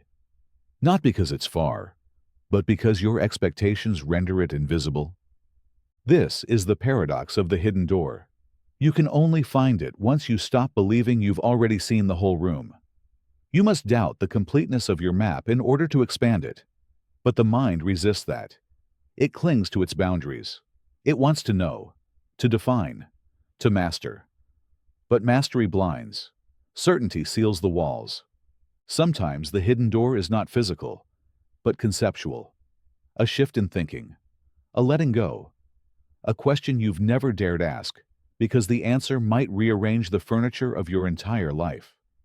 And yet, those are the doors that lead somewhere different, not more of the same in a new outfit. The irony is painful. You may walk past the door every day, convinced there's nothing there, simply because you've never thought to turn around, or ask, or step back, or stop. So how do you find what you don't believe is real? You listen for quiet. You look where you've never looked. You get curious, not about the door, but about the assumption that there isn't one. And when the door appears, because one day it will, you'll wonder how you ever missed it. And realize, it was never hidden. You were just sure it couldn't be there. The paradox of the last question. You reach the edge of your understanding. You've asked everything you know to ask. You've read, explored, wept, wondered. One final question remains, hazy, enormous, trembling at the center of your soul. The last question. The one that promises to end the search, to explain it all. You prepare to ask it. But just before you speak, you hesitate. Because suddenly, you understand. If you ever did get the final answer, there would be nothing left to ask. And in that silence, something would die. So the paradox folds in on itself. If the last question is answered, do you lose the very thing that makes you human? We chase understanding. We ache to know. But wonder is a kind of fire, and finality can snuff it out. If you had every answer, what would drive you forward? What would keep you curious, alive, seeking? The mind feeds on mystery. Meaning grows in the space between not knowing and needing to know. What if the last question can't be answered? Not because the answer doesn't exist, but because the answer isn't the point. Maybe the value of the last question is that it's never satisfied. It keeps your thoughts moving. It keeps you becoming. You think, if I could just understand why I exist, what it all means, what happens after I die. But even if the universe whispered it to you, would it quench your longing? Or would a deeper question rise in its place? Perhaps the last question is a hydra. Answer one head, and two more emerge. So is the last question truly last? Or just a mirror showing you how deeply you're wired to seek? And if there were an answer so complete, so absolute, that no more questions could exist, would you even want it? Or would you miss the journey? Maybe the final truth isn't found in the answer, but in the asking that never ends.